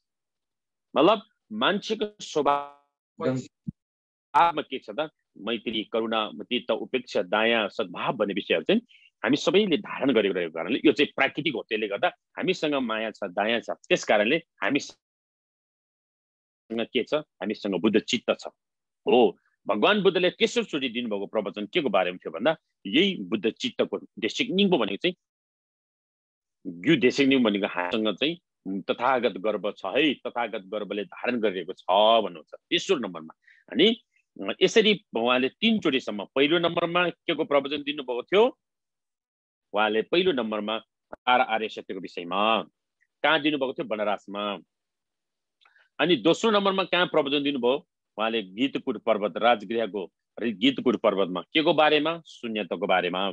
अनि तेस्रो नम्बर उहाँले प्रवचन दिनुभएको थियो, कहाँ दिनुभएको थियो, युलियाङबचे भनेको अमरवती, वैशालीको अमरवतीमा नगरमा दिनुभएको थियो। त्यहाँ के को बारेमा दिनुभएको थियो, उहाँले तथागतको गर्वको विषयमा भन्नुभएको थियो। त्यसै कारणले 2500 वर्ष अगाडि भगवान बुद्धले 45 वर्षसम्म उहाँको जीवनकालको 45 वर्षसम्म उहाँले दिनुभएको धर्म उपदेश, धर्म प्रवचन नै विशेष त यो 3 पटकसम्म वनरासमा, गीतकुट पर्वतमा, वैशालीमा 3 ठाउँमा दिनुभएको जुन विशाल धर्म प्रवर्तन भनिन्छ त्यो धर्मचक्र प्रवर्तन उहाँले दिनुभएको धर्म उपदेशलाई नै 2500 वर्ष अगाडि उहाँले 45 वर्षसम्म यसरी चाहिँ दिनुभएको प्रवचनलाई नै आजको 21औं शताब्दीको मानव जगतमा बुद्ध धर्म, अब बुद्धिस्ट फिलोसोफी अथवा बौद्ध दर्शन भनेर चिनिन्छ है। अब समग्रमा चाहिँ अहिले हामीले यसरी चिनिन्छ। र भगवान बुद्ध अनि उहाँ 80 वर्ष पुग्नु भइसकेपछि उहाँ परिनिर्वाण हुनुभयो र उहाँ परिनिर्वाण भइसकेपछि अनि त्यो बेलाको भारतवर्षमा, त्यो बेलाको मगधमा जसरी अघि हामीले बुद्धम शरणम गच्छामि भनेर हामीले पढ्यौं, त्यो बेलाको बुद्ध कालमा यसरी नै बुद्धको स्तुतिहरू गरिन्छ हैन। त्रिरत्न वन्दना हामीले कुञ्जु झेडिन गीत हो, कुञ्जु सुम्गी झेडिन गीत हो भनिन्छ। यो त्रिरत्न वन्दना चाहिँ अनि त्यसरी बुद्धम शरणम संस्कृत र पालीबाट हुन्थ्यो।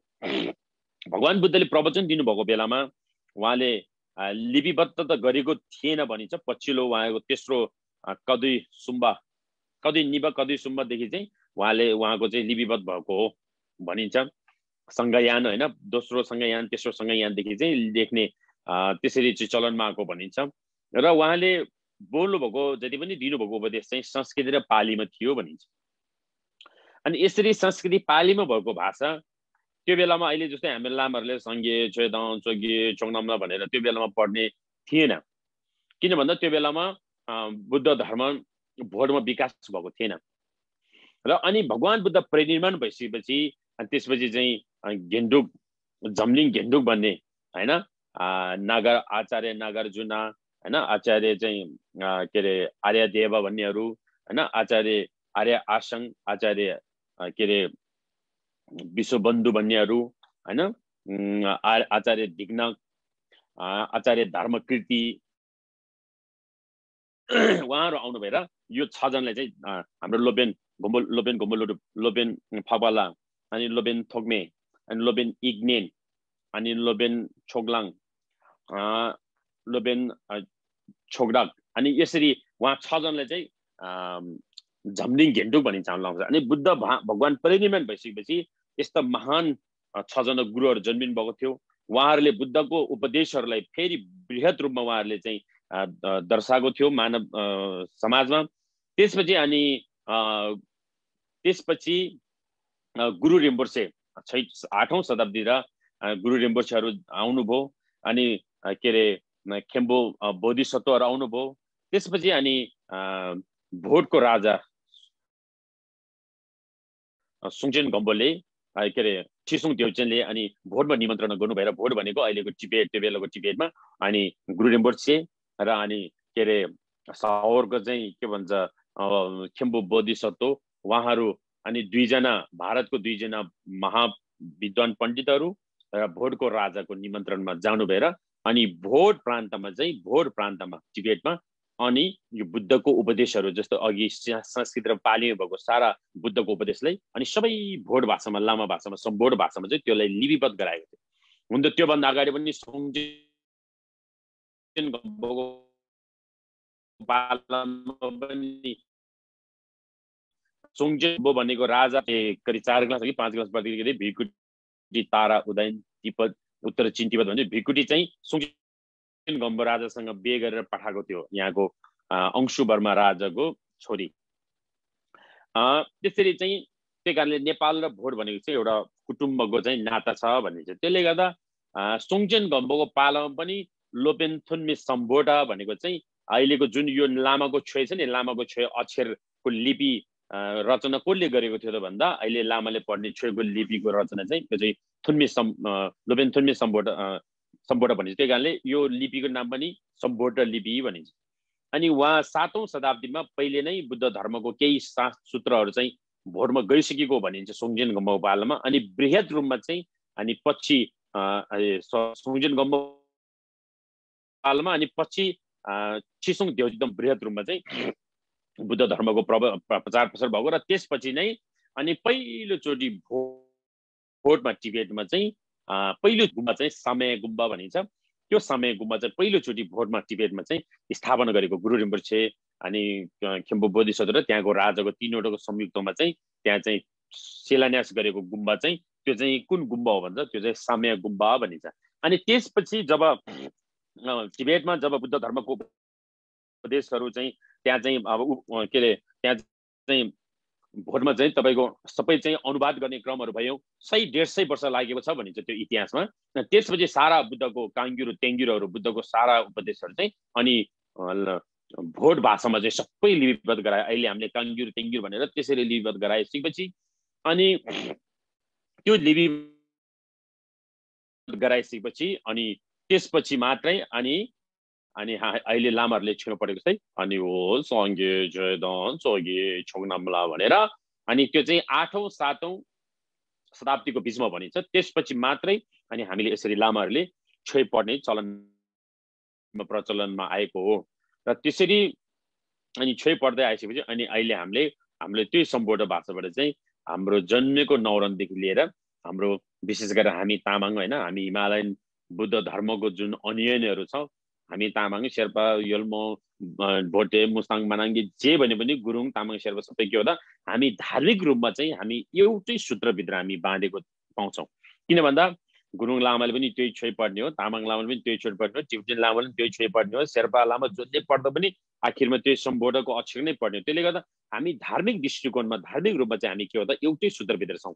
हामी सबै बुद्धलाई अनुसरण गर्ने, सबै हामी बुद्धलाई मान्ने र बुद्धको धर्मलाई अनुसरण गर्ने हामी धर्म अनुयायीहरू। त्यसले गर्दा धार्मिक रूपमा चाहिँ हामी यो हिमालय जनजातिहरू चाहिँ हामी चाहिँ एउटै के अरे सूत्रभित्र परिन्छ र आफ्नो परम्परा आफ्नो जातिको परम्परा अनुसार आफ्नो भाषा आफ्नो ठाउँ अनुसार त्यो परम्परा कपडा वेशभूषा भनेको त्यो चाहिँ ठाउँ अनुसार हुन्छ। पूर्वको तामाङको पश्चिमको तामाङसँग मिल्दैन, पश्चिमको तामाङ पूर्वसँग मिल्दैन। त्यो के हो त भन्दा त्यो चाहिँ एउटै हुनुपर्छ नि छैन। त्यो परम्परा भनेको त्यो चाहिँ ठाउँ अनुसार त्यहाँको वातावरण, त्यहाँको चाहिँ हावा हैन, त्यहाँको चाहिँ विभिन्न हावापानी त्यहाँको वातावरणसँग मिलेरहेको कारण त्यो परम्परा त्यस्तो हो। त्यो परम्परा चाहिँ सबैले एउटै हुन्छ भन्ने छैन। त्यही कारणले परम्परा र धर्म भनेको विषय फरक हो। त्यसले गर्दा धार्मिक रूपमा हेरौँ भने नि हामी सारा हिमालयन बौद्ध धर्मावलम्बीहरू चाहिँ के देख्छौँ त भन्दा हामी एउटै सूत्रभित्र हामी बाँधेको देख्छौँ।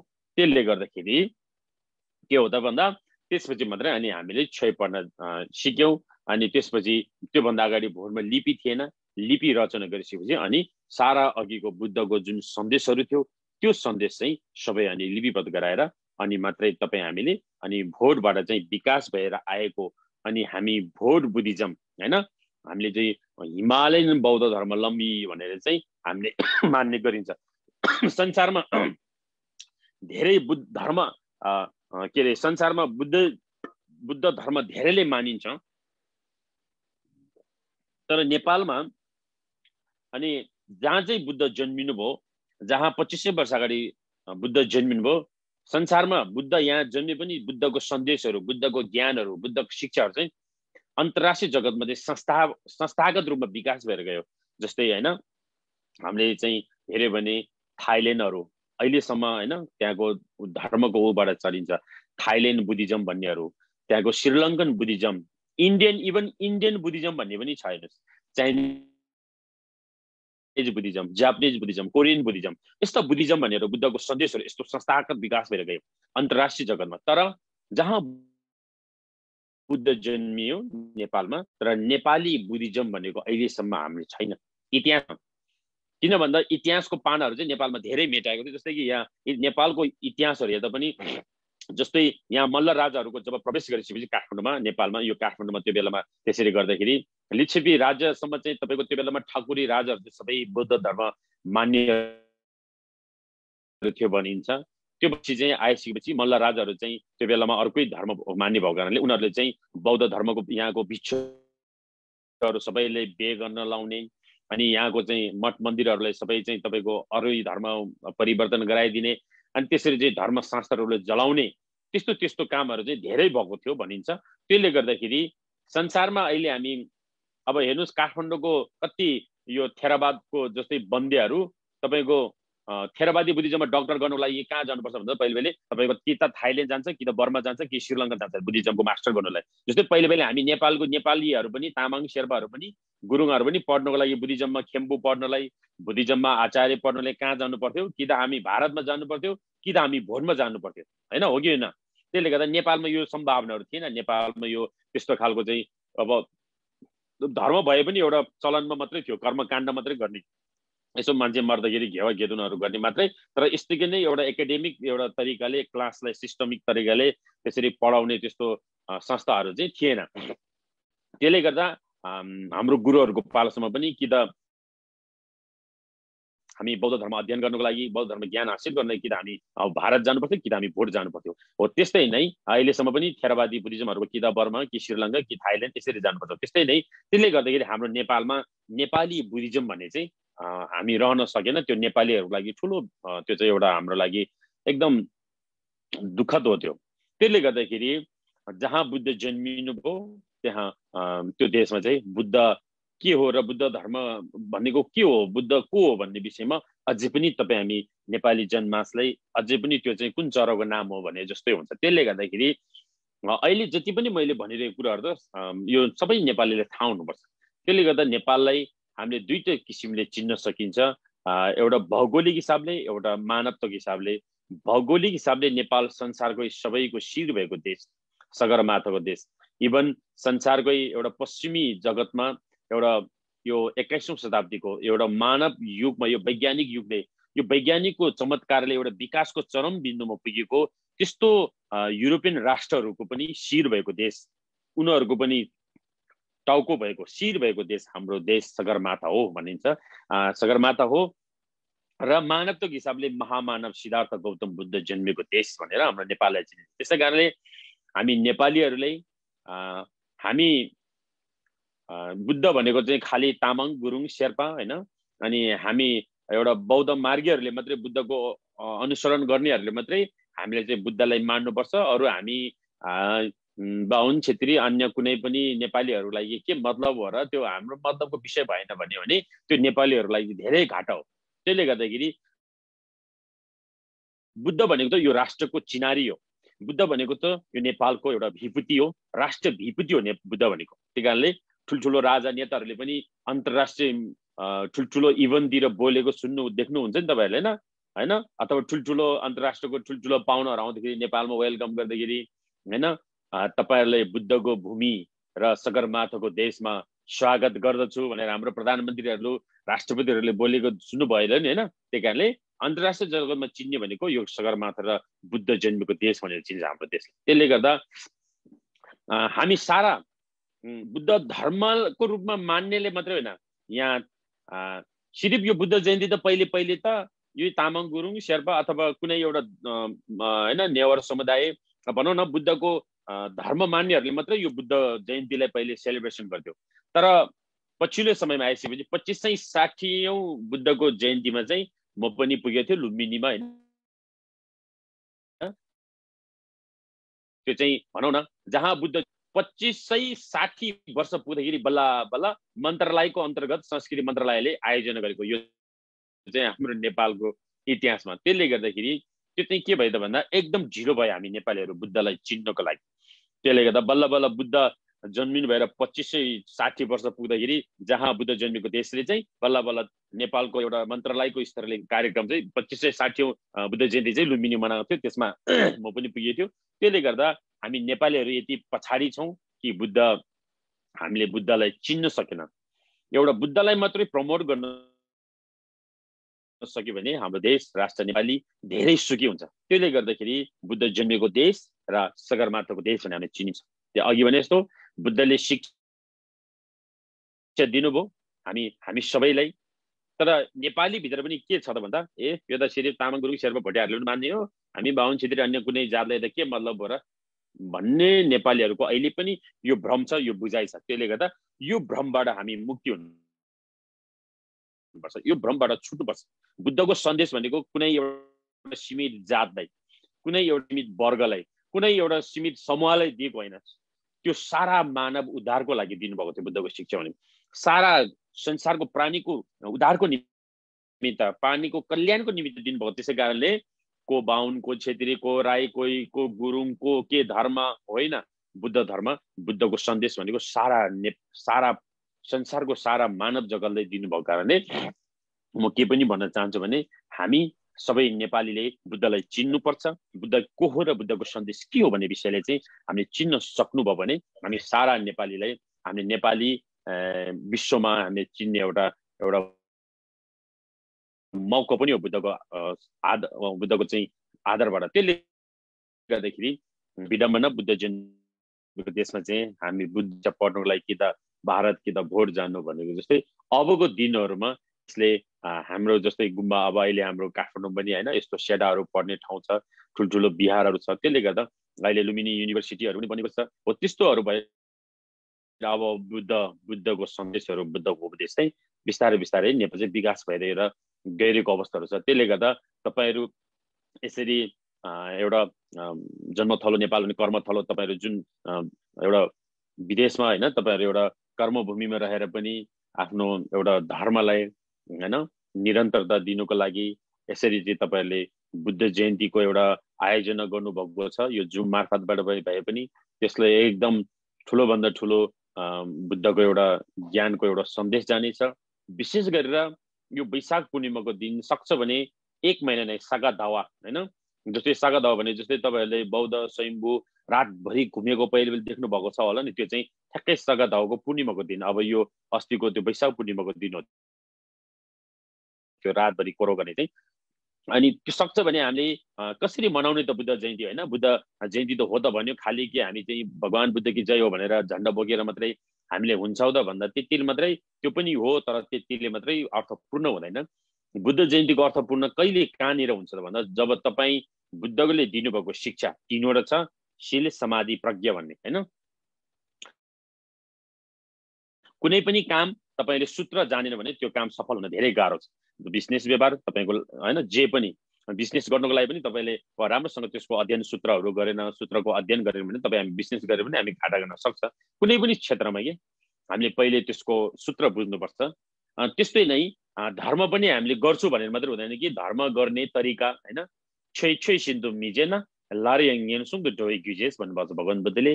धर्म पनि धर्मको नेम अनुरूप गर्न जानेन भने त्यो धर्मले पनि तपाईँलाई के गर्नेछ त भन्दा तपाईँले नर्कमा पतान हुने बिजन बन्ने छ भनेको छ। त्यसले गर्दा भगवान बुद्ध स्वयंले भन्नुभएको। त्यस कारणले धर्म गर्छु मात्रै भनेर हुँदैन, धर्म गर्ने तरिकाहरू थाहा हुनुपर्छ, धर्म गर्ने विधि थाहा हुनुपर्छ। यदि विधि जानेन भने, धर्म गर्ने तरिका जाने भने त्यो धर्म अधर्म पनि हुन सक्छ। त्यसै कारणले धर्म जानेर बुझेर मात्रै गर्नुपर्छ भन्नु भएको कारणले बुद्धले छै सिन्धु मिजेन लारियङ भन्नुभएको अर्थ त्यो हो। त्यसले गर्दा त्यसरी भगवान बुद्धले दिनुभएको धर्मलाई, त्यो शीललाई हामीले पालना गरेर अनि तपाईँले सक्छ भने वैशाख महिना अथवा सागा दावाको 1 महिना नै तपाईँले पालन गर्ने। त्यसो भए त्यो शील चाहिँ के हो त भन्दा पञ्चशीललाई पालन गर्ने। सक्छ भने अष्टशीलको न्युङ्नी व्रतहरू बस्ने होइन। सोजोङ व्रत भन्छ, 1 छाके व्रत। हैन, प्राणीको उद्धारको निमित्त, संसारको प्राणीको जगतको निमित्त भनेर तपाईले अष्टशील सक्दैन भने पञ्चशील भयो भने हैन। जस्तै कि पञ्चशीलमा 5 वटा के छ त भन्दा देने सोक्चे मिजासिङ सेनगी नोर्याङ लाङ मिजा टिबी चेग्योङ मिजेसिङ जुनगी चिग्याङ मिमाओ क्युनि मङबङ यादेनले छाङनी योसु पङबर्जा भनेर चाहिँ 5 वटा शिलको वाचन गर्नुभएको छ, भगवान उपदेश दिनुभएको छ। त्यो 5 वटा पञ्चशीलमा मात्रै तपाईँ बसेर तपाईले कोरह गर्नुभयो भने, त्यो पञ्चशीलमा बसेर तपाईले बुद्ध जयन्ती मनाउनु भयो भने, त्यो पञ्चशीलमा बसेर तपाईले बुद्ध जयन्तीको दिनमा तपाईले दीप प्रज्वलन गर्नुभयो भने, हरेक कार्य गर्नुभयो भने त्यो चाहिँ साँच्चीकै अर्थपूर्ण हुन्छ। त्यो 5 वटा शिल के हो त भन्दा पहिलो नम्बरमा हत्या हिंसा नगर्ने। तपाईले यो बुद्ध जयन्तीको बेलामा यो वैशाखको दिनमा, पूर्णिमाको दिनमा, वैशाख महिनामा अथवा सगदाको बेलामा चाहिँ तपाईले के त्यहाँ पनि नामा किराहरू छ भने त्यसलाई चाहिँ त्यो प्राण बचाउने हैन। अनि क्यान्डी नर्याङ लङमिजा मतलब हत्या हिंसा गर्ने त्यस्तो काममा चाहिँ तपाईँ भाग नहुने, त्यसले त्यागेर तपाईँ शिलमा बस्ने। अनि तपाईले के हो क्यान्डी नर्याङ लङमिजा अरूको धनहरू, अरूको रुपैयाँ पैसाहरू, कुनै सामानहरू चाहिँ नसोधेर नलिने, मतलब चोरी डकैती कर्महरू नगर्ने। दोस्रोमा, तेस्रोमा ठिकबे चोइग्योङ मिजेसी भनेको ठिकबे चोइग्योङ भनेको चाहिँ व्यभिचारी कर्म नगर्ने भनेको। अनि व्यभिचारी भनेको चाहिँ एउटा आफ्नो श्रीमती हुँदै पनि अर्को के अरे महिलाहरूको गमन नगर्ने, आफ्नो श्रीमान भए पनि अरू पुरुषहरूको गमन नगर्ने, त्यसलाई व्यभिचारी यदि गर्यो भने त्यो व्यभिचारी कर्म हो। अब यो सगा धवको बेलामा, यो बुद्ध जयन्तीको बेलामा चाहिँ तपाईले के गर्ने त भन्दा व्यभिचारी कर्मलाई त्यागेर, त्यो अशुद्ध कर्मलाई त्यागेर तपाईँ ब्रह्मचारी बन्ने। ब्रह्मचारी भनेको शिलमा बस्ने। जो शिलमा बसेको व्यक्ति छ त्यसलाई भनिन्छ। धर्म छ हत्या हिंसा त्यागेर प्राणीको उद्धार गर्नेपट्टि लाग्ने, यो बुद्धको जयन्तीको बेलामा। दोस्रो नम्बरमा चोरी डकैती कर्मलाई त्यागेर बरु दान गर्ने। तेस्रोमा व्यभिचारी कर्महरू त्यागेर ब्रह्मचारी बन्ने, शिलमा बस्ने। अनि चौथोमा झुटो नबोल्ने हैन, झुटो बोलेर मान्छेलाई जुटाइदिने, यहाँ उ गरेर कुरा च्याप्लिसी लगाएर यता कुरा उता पुर्याउने, उता कुरा यसरी गरेर चाहिँ युद्ध हैन झगडा गराइदिने, मान्छेलाई मुद्दा मामलाहरू पराइदिने हो, यस्तो खालको एकदम ठुलो पाप हो यो। अनैतिक कार्यहरू पनि नगर्ने हैन। त्यस्तो झुटो बोलेको साटो बरु सत्य बोल्ने, चाहिने मात्रै बोल्ने, सत्य बोल्ने चौथोमा। अनि पाँचौंमा के हो त भन्दा क्युन मङ नेदेमे छानी सुभावना। क्युन मङ भनेको चाहिँ क्युन मङ भनेको चाहिँ धेरै भन्दा धेरै दोष युक्त भएको चीज हो। धेरै भन्दा धेरै दोष युक्त भएको चीज के हो त भन्दा छाङनी युसु पंगबर्जी भनेको, छाङ भनेको जहाँ रक्सी मदिरापानहरू नपिउने, यो सगदावामा हैन। जहाँ रक्सी मदिरापान, चुरोट बिडी धुम्रपान, अहिले भनौँ न हैन क्युन मङ नेदेमे छाङनी युसु पंगबर्जी भनेको यस्तो खालको चाहिँ जहाँ रक्सी मदिरापानहरू, चुरोट बिडीहरू, धुम्रपानहरू सबै त्यागेर अनि तपाईँ आफ्नो चाहिने मात्रै स्वास्तिक भोजन मात्रै गर्ने। अनि यसरी गर्नुभयो भने फेरि आजकल त जहाँ रक्सी खान नखाने, चुरोट बिडी नखाने, तर अर्को के खाने हैन, भाङ धतुराहरू खाने, अनि ट्याब्लेट स्याब्लेट खाने भनौँ न हैन, त्यस्तो पनि खाने हुन्छ। त्यसले गर्दाखेरि अब यो भन्न खोजेको के हो त भन्दा भगवान बुद्धले चाहिँ तपाईँ हाम्रो मस्तिष्कलाई, तपाईँ हाम्रो यस्तो फ्रेस मस्तिष्कलाई, तपाईँको यति चनाको मनलाई, यस्तो फ्रेस माइन्डले चाहिँ मत भनेको मात्ने भनेको नि त हैन, मत मदिरापान भन्छ नि, मत भनेको त मात्नु हो। त्यो चिज तपाईँले खाइसकेपछि तपाईँ मातिन्छ, तपाईँ अनकन्ट्रोल हुन्छ, तपाईँले बोल्न नहुने कुराहरू बोलिन्छ, तपाईँले गर्न नहुने कार्यहरू गरिन्छ त्यो मद मदिरापान खाइसकेपछि। त्यसले गर्दा हो त्यस्तो कामहरू हुने। भनौँ न हाम्रो शरीरलाई, हाम्रो विचारलाई मताइदिने त्यस्तो खालको चाहिँ चिजहरूलाई चाहिँ त्याग्नु भन्नुभएको बुद्धले। त्यसले गर्दा यो बेलामा हैन त्यस्तो चिजहरू त्यागेर, अनि यो 5 वटा चिजलाई त्यागेर तपाईँ सट हैन बुद्ध जयन्ती मनाउन सक्नुभयो भने, अनि यो 5 वटा शिलमा बसेर तपाईँले बुद्धको मन्त्रहरू उच्चारण गर्नुभयो भने, यो 5 वटा शिलमा बसेर तपाईँले बुद्ध मन्दिरहरू, प्रतिमाहरू, स्तूपहरूको कोरह गरे भने, परिक्रमा गरे भने, अनि तपाईले यो शिलमा बसेर तपाईले बुद्ध वाचनहरू गर्नुभयो। जस्तै यो बेलामा तपाईले सक्नुहुन्छ बुद्धको 12 लीलाको विषयमा नेपालीबाट पनि पाउँछ, इङ्ग्लिसमा पनि पाउँछ नि, त्यस्तो किताबहरू बिहान बेलुका पढ्ने। यो पञ्चशीलको नेम बसेर तपाईले धूप बत्ती बाल्ने, बुद्धको प्रतिमा अगाडि तपाईले ढोक सेवा ढोक गर्ने, तपाईले मन्त्र बुद्धको मन्त्र उच्चारणहरू गर्ने, तपाईले गरिबलाई 1-2 रुपैयाँ दान गर्ने, यस्तो गर्नुभयो भने यो बेलाको गरेको पुण्य कार्य चाहिँ के हुन्छ त भनेको छ भन्दा हाम्रो लामो भाषाबाट यो सागा धावालाई चाहिँ यो पूर्णिमालाई चाहिँ वैशाख शुक्ल पक्ष पूर्णिमालाई चाहिँ के भनेको छ भन्दा भुङ्ग्युर धावा भनेको भुङ्ग्युर धावा भनेको चाहिँ यो लाखौंमा परिवर्तन हुने महिना हो भनेको छ। मतलब तपाईले 1 रुपैयाँ दान गरे पनि लाखौंमा परिवर्तन भएर जाने। तपाईले एउटा दियो बत्ती बाले पनि त्यो लाखौं दियो बत्ती बाले जस्तो पुण्य लाभ हुने। तपाईले भनौं हैन एउटा पञ्चशील एक दिन बस्यो भने त्यो चाहिँ लाखौं गरेको जस्तो पुण्य प्राप्त हुने। त्यस्तो भएको कारणले हामीले यो बुद्ध जयन्तीको बेलामा यो पञ्चशीलको शीलमा नियममा बसेर अनि तपाईले पुण्य कार्यहरू गर्नुभयो भने त्यो चाहिँ के हुनेछ र अनि शीलमा बसेर गर्नुभयो भने अनि तपाईलाई समाधि जाग्ने छ। अनि समाधि जागेपछि तपाईको ज्ञान प्राप्त हुन्छ। त्यसपछि शील समाधि अनि प्रज्ञा विस्फोट हुनेछ। प्रज्ञा भनेको अनि हामी सम्यक सम्बुद्धता प्राप्त गर्ने छ भनेको। त्यही कारणले हामी सारा मानव जगत एक दिन त हामी सबै मरेर जान्छौं। मर्नु कुनै सब मृत्युको अन्त नै मृत्यु हो। तर तपाई हामी जति पनि अहिले यहाँ आज यहाँ जुममा हामी जम्मा भएको छौं यो जुममा जम्मा भएको अबको हामी 100 वर्षपछि सायद तपाई हामी कोही पनि यो संसारमा रहन सक्दैन। अबको 100 वर्षपछि तपाई हामी सबै मरिसकेको हुनेछौं। त्यही कारणले तपाई हामीले जीवनमा म हजारौं वर्षसम्म बस्छु हैन म यो गर्छु त्यो गर्छु भनेर हामीले पाप कर्महरू गर्छौं। मान्छेलाई ढाँट्छौं लुट्छौं कुट्छौं फडा गर्छौं तर यस्तो गर्नु हुँदैन। त्यही कारणले हामी अब 50-100 वर्षपछि हामी यो संसारमा रहन सक्दैन। त्यसैकारणले यो जीवन अनित्य छ। मर्नु कुनै अचम्मित कुरा भएन किनभने जन्मिसके हामी जन्मिसके मर्नुपर्छ। तर मर्नुभन्दा अगाडि चाहिँ हामीले सही पुण्य कर्म गरेर एउटा सार्थक जीवन बिताउन सक्नुभयो भने त्यो चाहिँ एकदम महत्त्वपूर्ण हो भन्नुभएको छ बुद्ध। त्यही कारणले यो बुद्ध जयन्ती भनेको दिनले पनि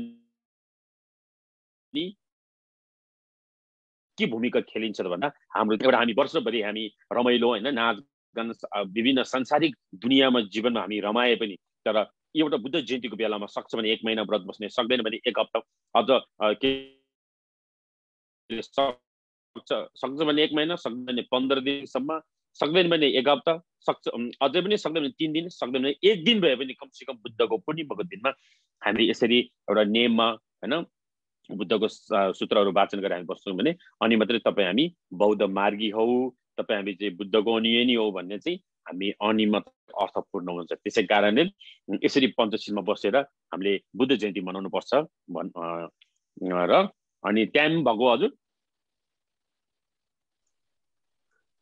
हेलो ठीक छ कन्टिन्यू गर्दा हुन्छ खेन्पो अनि यसरी हामीले पञ्चशीलमा बस्नु भएर हामीले बसेर यसरी हामीले सागा दावा भुङ्ग्युर दावा पनि भनिन्छ। सागा दावालाई भुङ्ग्युर दावा भनेको यो पुण्य जुन बुद्ध जयन्तीको पुण्यको बेलामा गरेको पुण्यहरू चाहिँ यो चाहिँ लाखौंमा परिवर्तन हुने त्यसरी भएर जाने भएको कारणले यसलाई भुङ्ग्युर दावा भनिन्छ। त्यो बेलामा हामीले जति सकेको सक्छ भने 1 महिना सक्दैन 15 दिन सक्दैन 7 दिन 3 दिन 1 दिन भए पनि कमसेकम यसरी पुण्य गर्न सक्नुभयो भने धेरै लाभदायक हुन्छ। र अब हामी समय सायद अब एकदम सबैजना लेफ्ट भनेर आइरहेछ लेफ्ट भनेर अब हामी ध्यानमा प्रवेश गर्छौं है त सनिलजी। हुन्छ हुन्छ हस्। अब हामी सबैजना जतिजना जुममा कतिजना हुनुहुन्छ अहिले? जुममा अहिले 50 जना हुनुहुन्छ। यता लाइभ हामीलाई करिब 20-21 जनाले हेरिरहनु भएको छ। त्यो आउने जाने भइरहेछ। अब हामी ध्यानमा प्रवेश गर्ने छौं। अब सबैजना ध्यानमा चाहिँ खास 7 सूत्रहरू छ। नमनङ छेदुन भनेको छ हैन। नम्रनङजे भन्ने एउटा बुद्ध चाहिँ भगवान बुद्ध अक्षव्य बुद्धको चाहिँ एउटा ध्यान उहाँले बस्नुभएको जुन मुद्रा छ त्यसरी नै हामीले ध्यानमा बस्नुपर्छ भनेको छ। प्रथम ध्यानहरुमा नमनङ छेदुन भनेको चाहिँ हैन यसरी चाहिँ सक्छ भने वज्रासन गरेर बस्ने हैन। त्यो वज्रासन भनेको चाहिँ घोडालाई बुद्ध जस्तै गरेर बस्नु सक्छ भने सक्दैन भने नर्मली हामी एउटा नर्मली हामी चाहिँ जसरी तपाईलाई फ्लेक्सिबल हुन्छ त्यसरी बस्न सक्नुहुन्छ। तपाई सोफामा कुर्सीमा जहाँ भए पनि अनि यसरी सिधा बस्ने अनि आफ्नो ढाडलाई एकदम सिधा गर्ने अनि त्यसपछि आफ्नो यो बायाँ हातले मुनि बारेर दायाँ हातलाई माथि गरेर त्यो चाहिँ ठ्याक्कै नाइटोको भागको सिधा मुनि यसरी राखिदिने तल हैन। ध्यान मुद्रामा यसलाई ध्यान मुद्रा भनिन्छ। यसरी हैन ठ्याक्कै यसरी राख्ने ठ्याक्कै यो नाइटोको अलिकति अलिकति 1 इन्ची मुनि नाइटोको भागको ठ्याक्कै त्यसरी राख्ने। त्यसपछि यो छाती भागलाई अलिकति यसरी अगाडि तानेर मेरुदण्डलाई सेट गराउने। त्यसपछि अलिकति यसो निउरेको जस्तो मात्रै गर्ने। आँखा चाहिँ खास नाकको टुप्पोमा हेर्नु भनेको छ भगवान शाक्यमुनि बुद्धको जस्तै, तर अहिले हामी आँखा बन्द गर्नुपर्छ पहिलो।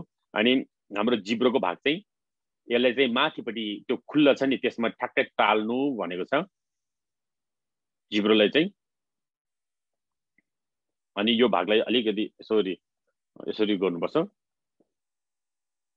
अनि यसरी गरेर चाहिँ अब हामी ध्यान गर्छौं। अब ध्यान चाहिँ के को गर्ने त भन्दा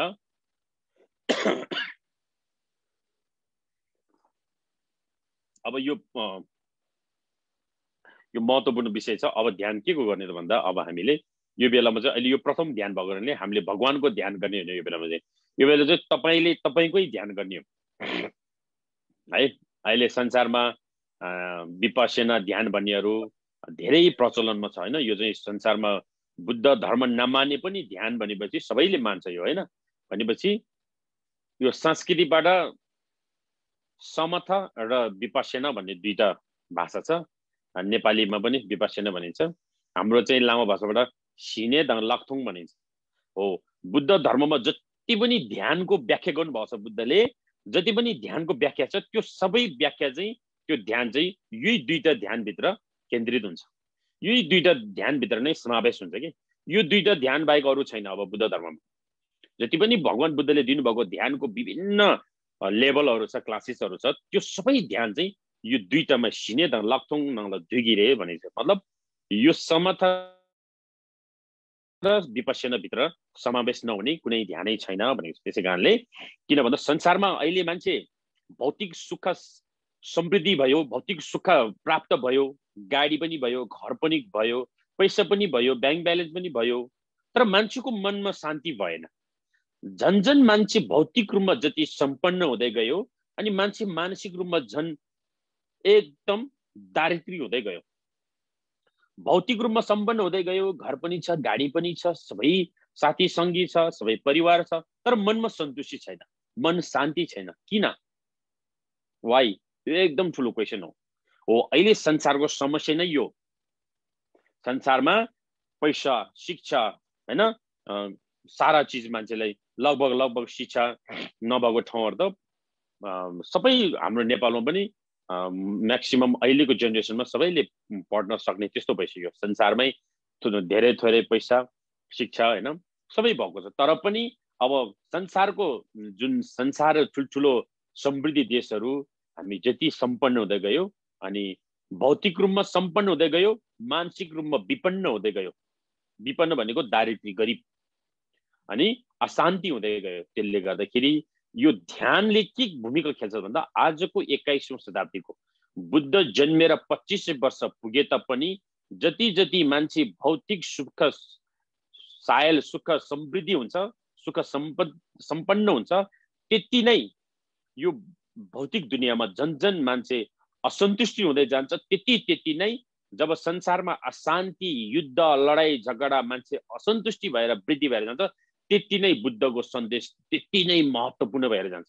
त्यसै कारणले अबको दिनहरुमा संसारमा झन् सारा सबैले बुद्धको टिचिङहरु पढ्न थाले, सबैले बुद्धले सिकाएको ध्यानहरु गर्न थाले। त्यसै कारणले हामी नेपालीहरु चाहिँ के हो त ध्यान के हो, बुद्धले सिकाएको उपदेश के हो, ध्यान के गर्नुपर्छ जिन्दगीमा कहिले पनि गरेको हुँदैन। त्यसले गर्दाखेरि अब हामीले कहिले ध्यान गर्न सिक्नुपर्छ। त्यो ध्यानले के गर्छ भन्दा तपाईको मनलाई विचलित गर्न दिदैन।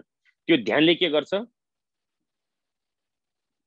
त्यो ध्यानले के गर्छ त भन्दा तपाईको मन चञ्चल हुने मन चित्तबाट तपाईलाई छुटकारा गराएर तपाईको मन एकाग्रत बनाउँछ। जुन बेला तपाईको मन जति चञ्चल चित्तबाट एकाग्रतमा राख्न सक्छ, त्यतिकै तपाईको सोच्ने शक्ति क्षमता वृद्धि भएर जान्छ। तपाईको स्मरण शक्ति शक्तिशाली भएर जान्छ। तपाईले ठुलठुलो कुराहरुको निर्णय गर्न सक्छ। ठुलठुलो हजारौं सयौं जनालाई तपाईले लिडिङ गर्न सक्छ।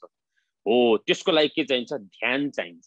ध्यान बिनाको तपाईको मन शान्ति हुन अति त्यो असम्भव हो। त्यसले गर्दा अब यो ध्यानले के गर्छ त तपाई हाम्रो सेकेन्डमा मिनेटमा तपाई हाम्रो मन कहाँ भड्किन्छ त्यो भड्किरहेको बाहिर भड्केको मनलाई एक ठाउँमा ल्याउने काम गर्छ। जति हाम्रो मन बाहिर भड्किन्छ त्यतिकै तपाईँ हाम्रो विचार कमजोरी हुन्छ। चञ्चल चित्तको परिणाम के हुन्छ? कुनै पनि काम सफल गर्न सक्दैन। त्यही कारणले त्यो ध्यानले के गर्छ त? तपाईँको चञ्चल चित्तलाई त्यसले कम बनाउँछ। त्यो विचलित भइरहेको चित्तलाई त्यो ध्यानले एक ठाउँमा तान्ने काम गर्छ।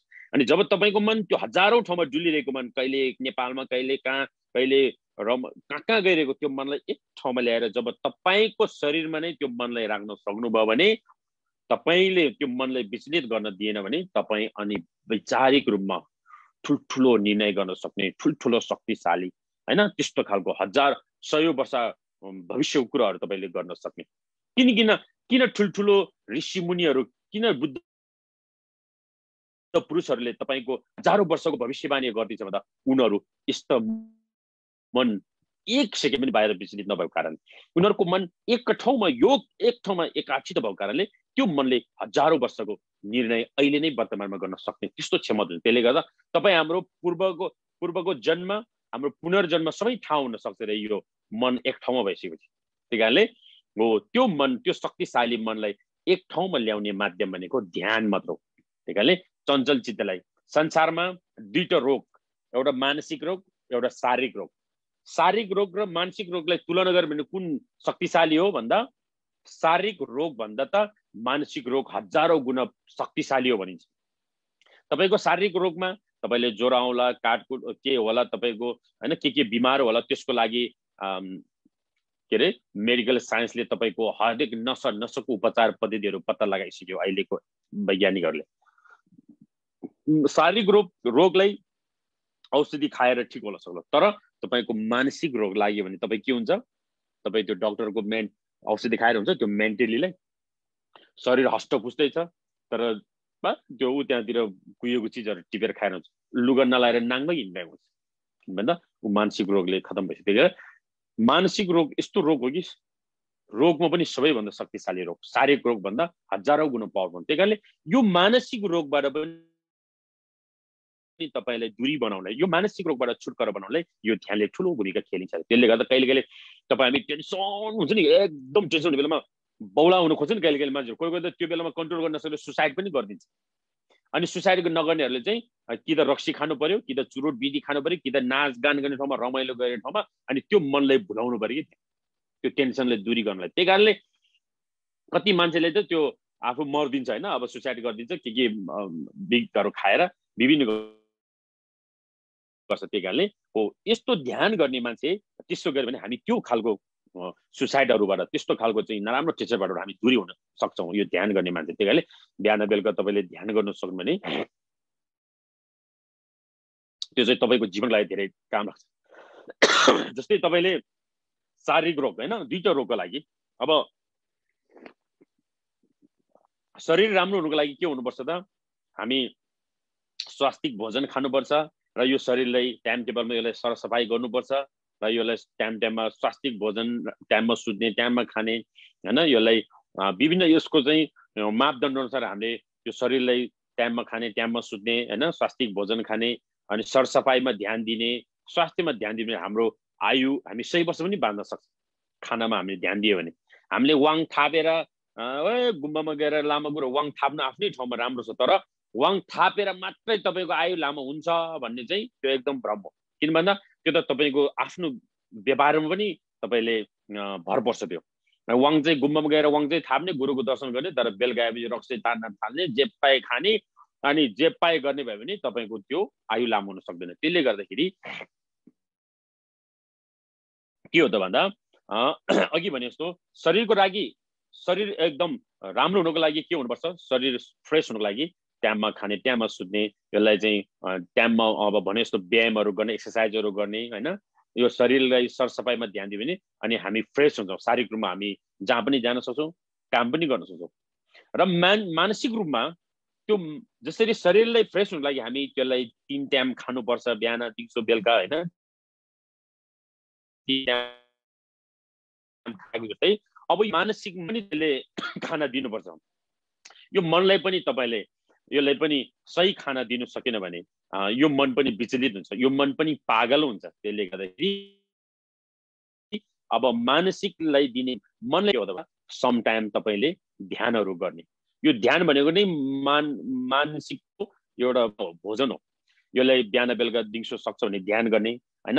यो मनलाई राम्रो राम्रो विचार कुराहरू प्रवचनहरू सुन्ने, आफ्नो मनलाई राम्रो सही कुराहरू चाहिँ तपाईले बुद्धको चरित्रहरू पढ्ने, बुद्धको चाहिँ जातक कथाहरू पढ्ने, त्यसरी गर्न सक्नुभयो भने अनि हाम्रो मानसिक रूपमा पनि तपाई हामी के हुन सक्छ त, अनि तपाई एकदम फ्रेश हुन सक्छ। अनि शारीरिक रूपमा र मानसिक रूपमा यही दुईटै रूपमा तपाई फ्रेश हुन सक्नुभयो भने, एकदम तन्तु हुन सक्नुभयो भने तपाईले जीवनमा तपाईले आँटेको कामहरू तपाईले सफल हुन सक्छ। होइन भने तपाई शारीरिक रूपमा रोगी हैन, तपाई चाहिँ पुरै भयो भने तपाईले जति तपाईको विचार सबै भयो भने तपाई हिँड्न सक्दैन, काम गर्न सक्दैन। अनि तपाई के अरे शरीर राम्रो छ, एकदम सुन्दर छ, रूप सुन्दर छ, तर तपाईको विचार क्रूर छ, तपाईँ बिना भने पनि काम त्यही होइन। हामी सफल हुनुलाई के हुन्छ, शारीरिक हुनु, सफा हुनुपर्छ। त्यसले गर्दा यो जस्तै हामी आफ्नो शरीरलाई टेकाउनको लागि हामीले 3 टाइम भोजन गरेको जस्तै अनि हामीले के गर्नुपर्छ त, हामीले 3 टाइम ध्यान गर्न सक्नुभयो भने जप ध्यान साधना। अब यो जप ध्यान साधन भन्छ नि, अघि हामीले जप गर्यौं, हामीले अब ध्यान गर्छौं, यो के हो त भन्दा यो आध्यात्मिक उपचार हो भन्छ है। आध्यात्मिकबाट पनि उपचार हुन्छ। यो जब ध्यानले तपाईले अटोमेटिक रूपमा तपाईको मनको शान्ति गरिरहेको हुन्छ, तपाईको त्यो भ्रमहरुलाई यसले काटिरहेको हुन्छ हैन, त्यो विचलित हुने माइन्डहरुलाई त्यसले काटिरहेको हुन्छ। त्यसले गर्दाखेरि के हो त भन्दा यो माइन्ड मस्तिष्कलाई तपाईले एकदम फ्रेश राख्न सक्नुभयो भने अनि तपाईको जीवन सफल हुन सक्छ।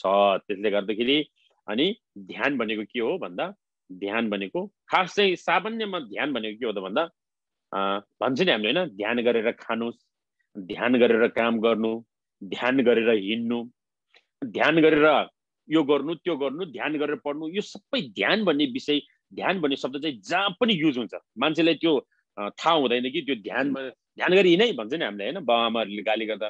ध्यान भन्ने के हो त भन्दा तपाईको मन त्यहाँ कन्सन्ट्रेट गर्नु भनेको, एकाचित गर्नु। मतलब तपाईले के कर्म गरिरहेको छ, तपाईले ड्राइभिङ गर्दैछ कि, तपाईले कुकिङ गर्दैछ कि, तपाई के गर्दैछ, तपाई त्यो कर्म प्रति तपाईको मनलाई त्यता चाहिँ तपाईको मन एकाचित्त गर्नु भनेको हो। तपाईले जे कर्म गर्छ त्यो प्रति तपाईको विचार 100% तपाईले त्यहाँ लगानी गर्यो भने तपाई सफल नहुने भनेको कुरै छैन। तर हाम्रो बानी के छ त, हामी एउटा काम सुरु गर्छौं, त्यो फ्याट फाल्दिन्छौं, फेरि अरु काम गर्दा अनि हामी जीवनमा कहिले पनि सफल हुन सक्दैनौं। त्यसले गर्दा कन्टिन्यू निरन्तरता दिन सक्नुपर्छ। त्यसले गर्दा ध्यान भनेको के हो त भन्दा कन्सन्ट्रेट गर्नु, आफ्नो चित्तलाई एका ठाउँमा राख्नु। मतलब तपाईले के गर्दैछ त्यसमा तपाईको ध्यान गर्नु भनेको है, कन्सन्ट्रेट गर्नु। मतलब जाग्नु भनेको बुद्धले पनि के भन्नुभएको छ भन्दा सेकेन्डमा आफू एकदम जागृत अवस्थामा रहनु सक्नुपर्छ भन्नुहुन्छ बुद्धले।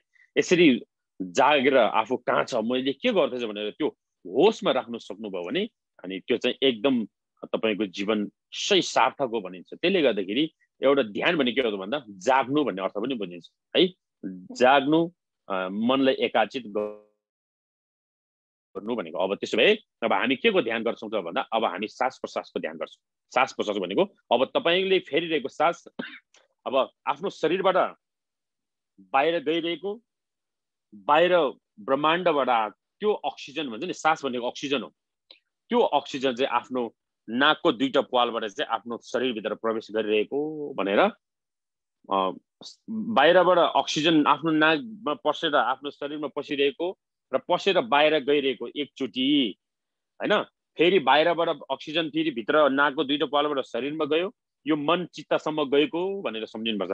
अनि त्यहाँबाट फेरि सास फेरि बाहिर गइरहेको भनेर यसरी दुईचोटी, यसरी गर्दा 21 चोटी गर्नुपर्छ भनेको छ यो खास सास प्रश्वासको ध्यानमा। पहिलो चोटीको ध्यानमा तोङलेन पनि भनिन्छ हाम्रो लामो भाषाबाट हो। यसरी चाहिँ हामीले 21 चोटी गर्नु भनेको छ। तर हामी 21 चोटी गर्ने टाइम छैन, हामी 1 मिनेट 2 मिनेट ध्यान गर्छौं है त। त्यही कारणले सबैजनाले अब के गरौं, अब अघि भनेको एकदम स्ट्रेटमा बस्ने, आफ्नो बडीलाई एकदम स्ट्रेट बनाउने, ध्यान मुद्रामा हातहरु राख्ने र अनि आफूले फेरेको सास पालबाट बाहिर गइरहेको छ भित्र आइरहेको छ भनेर त्यसलाई अनुभूति गर्नुस्।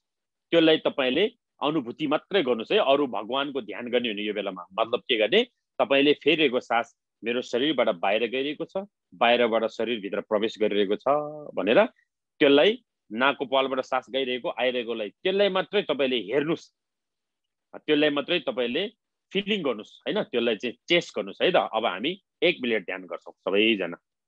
आँखा चिम गर्नुस् र आफ्नो मन चाहिँ कहाँ राख्नु भन्दा आफूले फेरिरहेको सासमा, त्यो अघि बाहिर गइरहेको मन चाहिँ त्यो सास बाहिर गइरहेको भित्र आइरहेको भनेर त्यो नाकको पालमा केन्द्रित रहनुस्, सास बाहिर गइरहेको छ भित्र आइरहेको छ भनेर सम्झिनु है त। ल हामी 1 मिनेट ध्यान गर्छौं।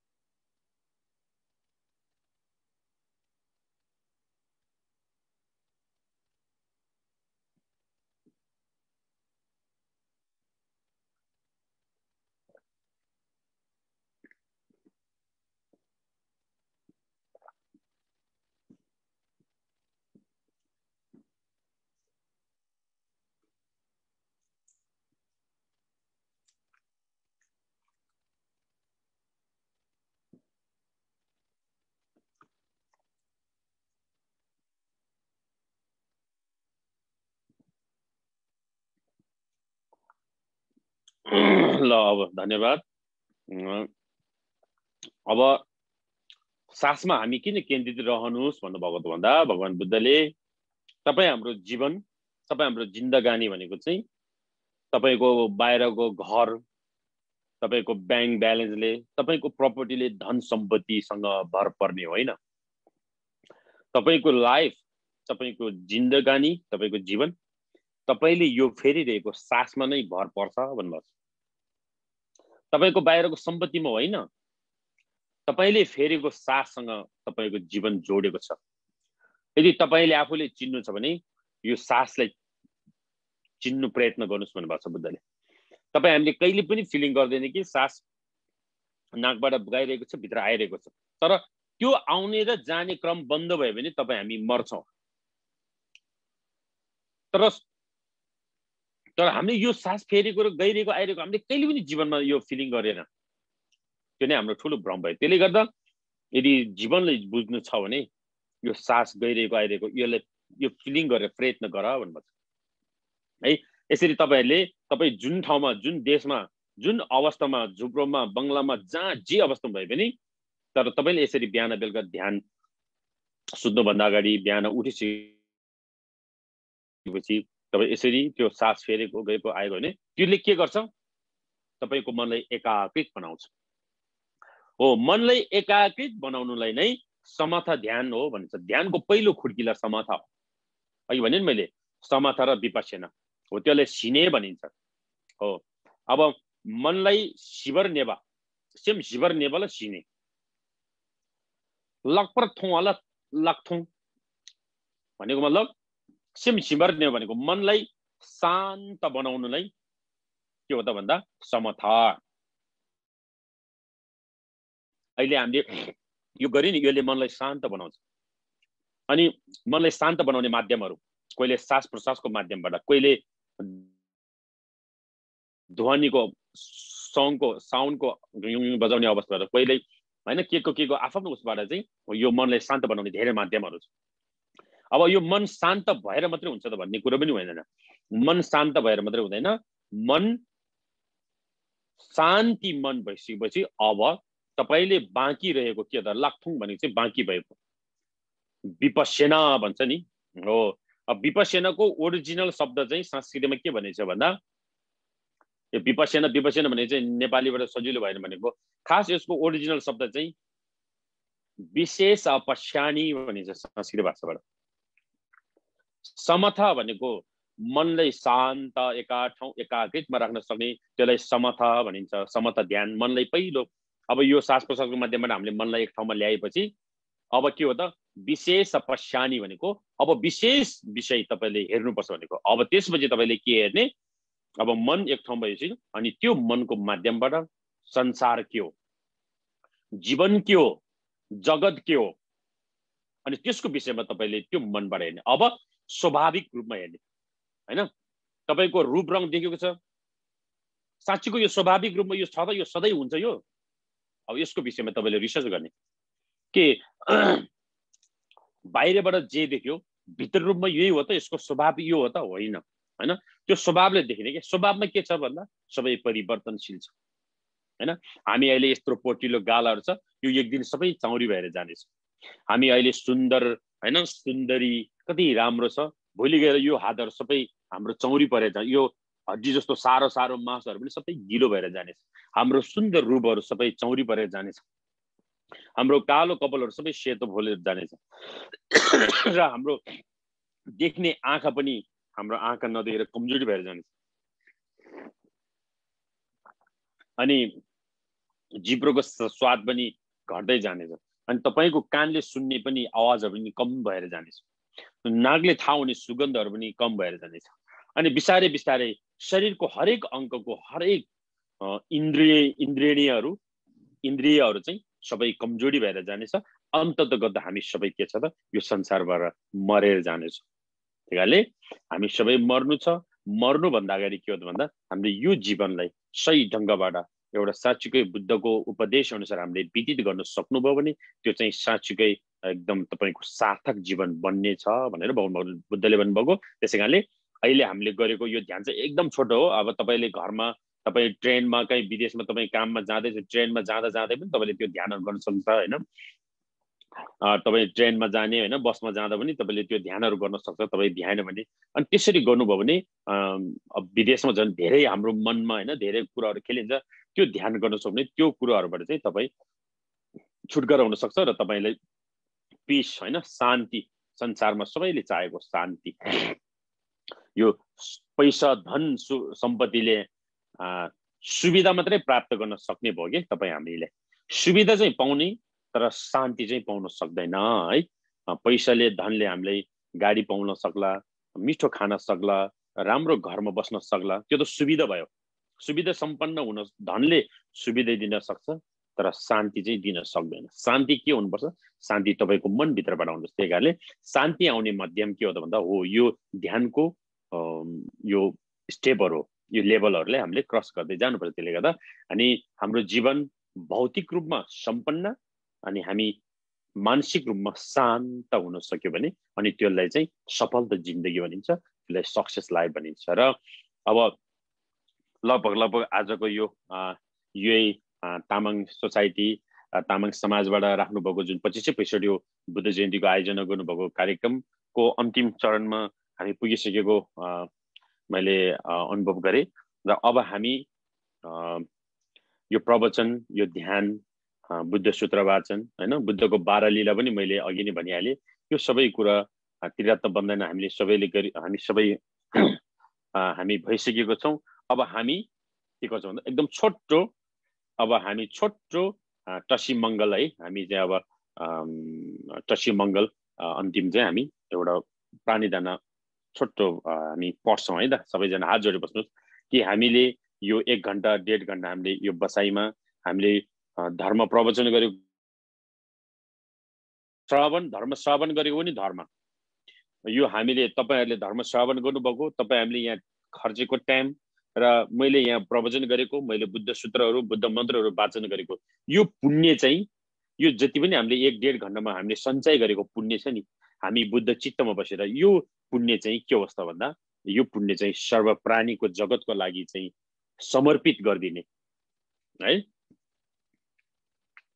हेलो